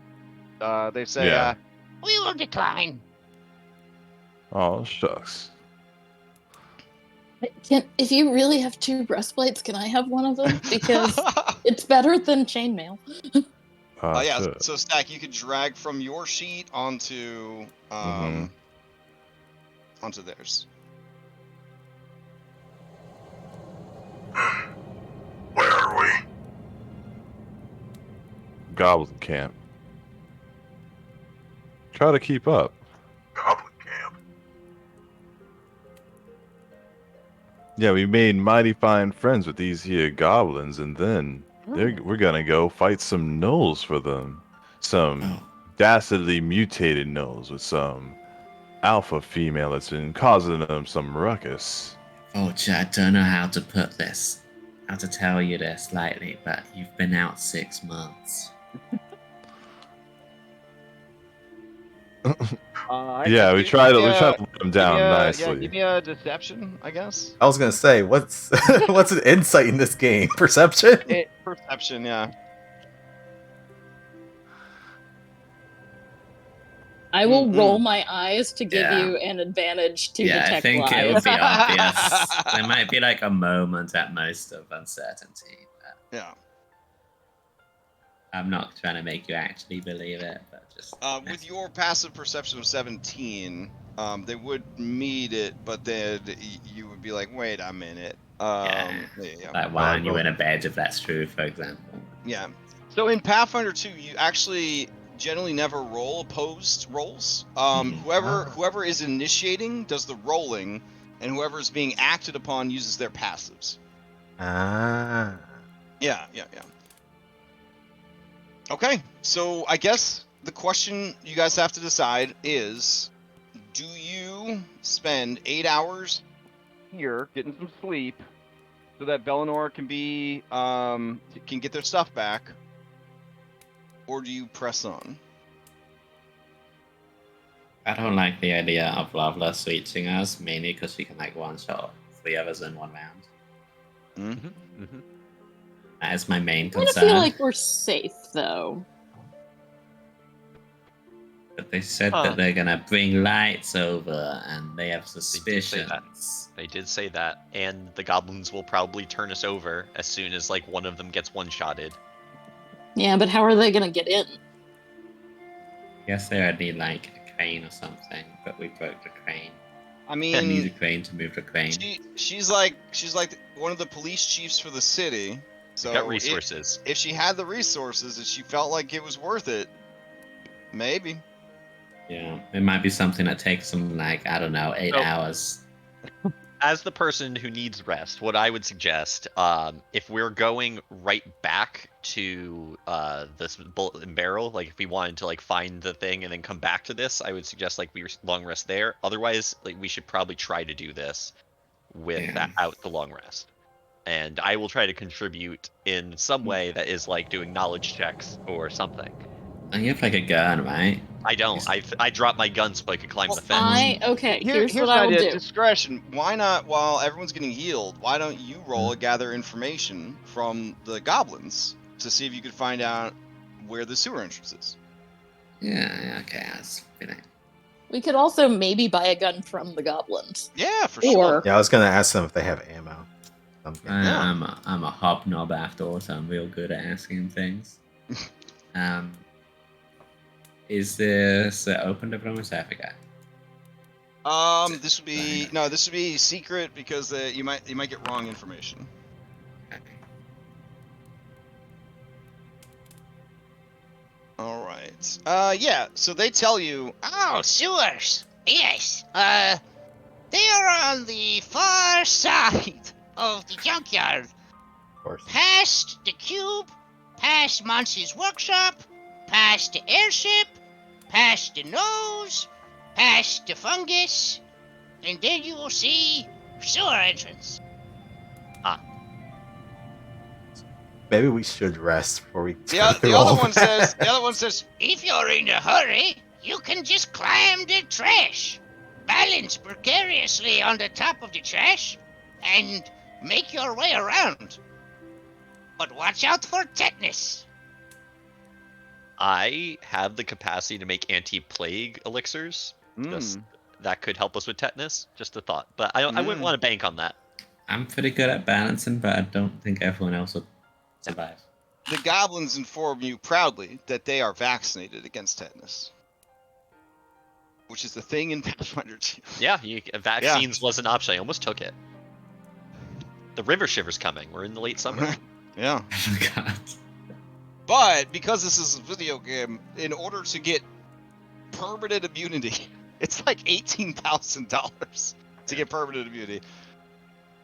But anytime these guys are gonna go trash diving, they do vaccine up for the trash diving. So they would have vaccines for sale if you're interested. I spent all my money on Pesh that I threw at that guy. But a minor vaccine against tetanus is 4 gold, and it only lasts 1 hour. I don't think we got that collectively. Ah, Nope. okay. All right. They have so ammo for sale. You do gather that information. You also would probably, with the talking to the goblins and explaining the fallen trash, they would say that with the right equipment, they will be able to clear the trash in less than a day, but maybe even a few hours, depending on how things go. But they think that you ask about the trash because you're concerned that they won't be able to get out of the junkyard. They don't really pull the connection that the shield marshals might still be trying to get into the trash yard. They could do it in a couple hours, then it's a good shield marshal, so I think maybe we need to I believe that. take the healing we've gotten and get to work. Okay. All right. Well, that would actually bring us to time. If you do want to purchase a gun from these guys, they would have some stuff available to sell you if you had some money. And I really don't. I spent all my money on that Pesh. Mm-hmm. Tragic, story is old You as get time. you get the sense that this is going to be some real salvaged goods. What you purchase from them. Like it might misfire if I roll a 5. Yeah. Well, I have no money. I have I think a couple silver, maybe. How much do they Then- want for this gun? Oh, they want gold for this gun for sure. Yeah. So this week you should probably familiarize yourself with supportive actions that you'll be able to do. Okay. Instead, Hmm? here's what I will do. I will walk up to you, Bellinora. I am going to pull the extremely fancy antique pistol out of my belt. Oh shit. Oh. And I am going to hand it to you, but I'm going to do the thing where I still hold on to it. And I'm holding on to your hands. And I'm going to look you in the eye and I'm going to say, this is a family heirloom. It was given to me at my birth. Don't lose it. I will not drop it on the ground to climb over a fence, I promise you. I'll protect it with my life. Okay. And give it back to me as soon as you buy a new gun. You got it. Thank you. Thank you so much. Alright, so you're gonna drag that over to Bellinora. Okay. The clan pistol. That is a dwarf weapon. Oh.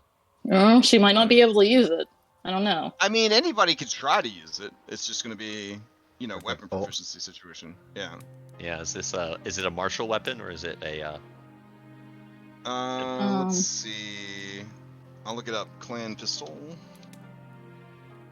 Alright, so a clan pistol is an uncommon dwarf weapon. Dwarf means the creature with this trait is a member of the dwarf ancestry, blah blah blah. An item with this trait is created and used by dwarves. So I guess there would be a proficiency situation. Alright, hold on. So you just wouldn't add your bonus would be +0. You just be rolling your dex. That isn't the worst thing. I mean, it's better than not being able to do anything. True, it's true. Yeah. I'm definitely gonna be looking up support actions. Alright, so shall I you can drag your clan pistol from your sheet onto Bellinora's mini, and then drag your rounds onto Bellinora's mini, and they will have those. I think that you'd still be proficient with them, you just wouldn't be able to buy them. Oh, really?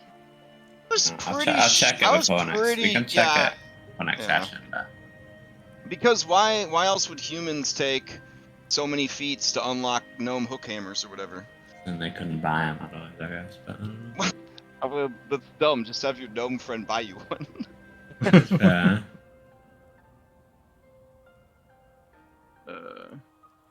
All right. These gobos have ammunition available? Yeah, they definitely would be able to sell you some ammunition.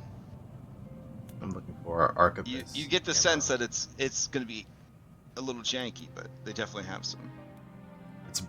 I only got 5 rounds of normal ammo, so I'll take it. There. Thank you, I gave you 10 rounds. I still have 20 more, but 10 should be enough. I'm keeping it.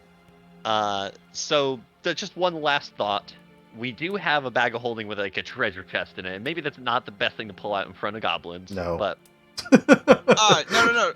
So discretion, you are correct. If you have proficiency with martial weapons, then you have proficiency with all martial weapons, including those that are uncommon.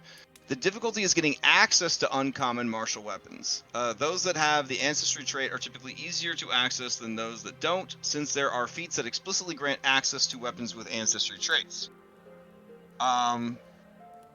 I think the other one is also that it's usually you get it from your ancestry feat, meaning that like a wizard could get like a 2-hand axe or something. Yes, got it. Because they're dwarf. Yeah. So it And says they'd here, get for proficiency. martial weapons with the trait for a common or uncommon ancestry, humans can take the unconventional weaponry feat to get access. I just, who's fucking policing the humans? Like, why would a human waste a feat of that? Just fucking take it off a dwarf. Unconventional weaponry isn't restricted to common ancestries the way adopted ancestry is. No. Oh, here you go. Note that martial weapons selected through unconventional weaponry are actually treated as simple weapons. So there's that proficiency thing that you mentioned. Yeah. Well, only if you are a dwarf, though. It won't be a simple weapon for you. Right. Okay. Yeah. All right, here you go. 4 martial weapons with the trait for a common or uncommon ancestry that is not their own. Non-humans can use adopted ancestry feats. and then take the unconventional weaponry feat to gain access. Again, I don't know who is policing this shit if there's no mechanical penalties. Are just dwarves going to be like, give me that? You're not supposed to have that. But you have to be able to make friends. No, I think the idea is that if you don't have proficiencies with weapons, then this is a way to get effectively a martial weapon if you're only proficient with symbol. Got it. Okay, all right. Spend a feat. So for you, then, the only thing you got to worry about is it is considered a martial weapon. Okay. Are you proficient with martial weapons? I don't believe so. So then you would still lose your proficiency bonus. Okay. This was all for nothing. I mean, I still it's have not a all gun for that nothing can shoot because it. we learned stuff. And- We're learning. Yeah. All right. And like what? I still get a +2 to hit. Whatever. It's fine. Yeah. +3 to hit. All right. Then on that note, I gotta end the session because I got stuff I gotta do today. So I'm gonna take you guys over to the dashboard. I'm assuming the prices for rounds is not the same as what's listed. Nope, we will have to settle that during the week or beginning of next session. All right, real quick announcements. 8 p.m. tonight, we're going to play some more Baldur's Gate 3 Act 3. Tomorrow morning, Curse of Strahd Daybreak. Tomorrow night, Mythic. Monday night, Outlaws Sunset. Tuesday night, Abomination Vaults and Cyberpunk. Wednesday, more Baldur's Gate 3. Thursday, Curse of Strahd Nightfall. Friday, probably doing a podcast. Saturday morning, we'll be back here. Anyone have any announcements before we adjourn? Friday, Ryan with Orpheus. All right, sounds good. We'll be back next week. I hope everybody has a great Saturday and a good weekend. And I'll see you guys next time. Yeah, see ya. Thanks for running. Bye. Everyone for tuning in. Catch you next time.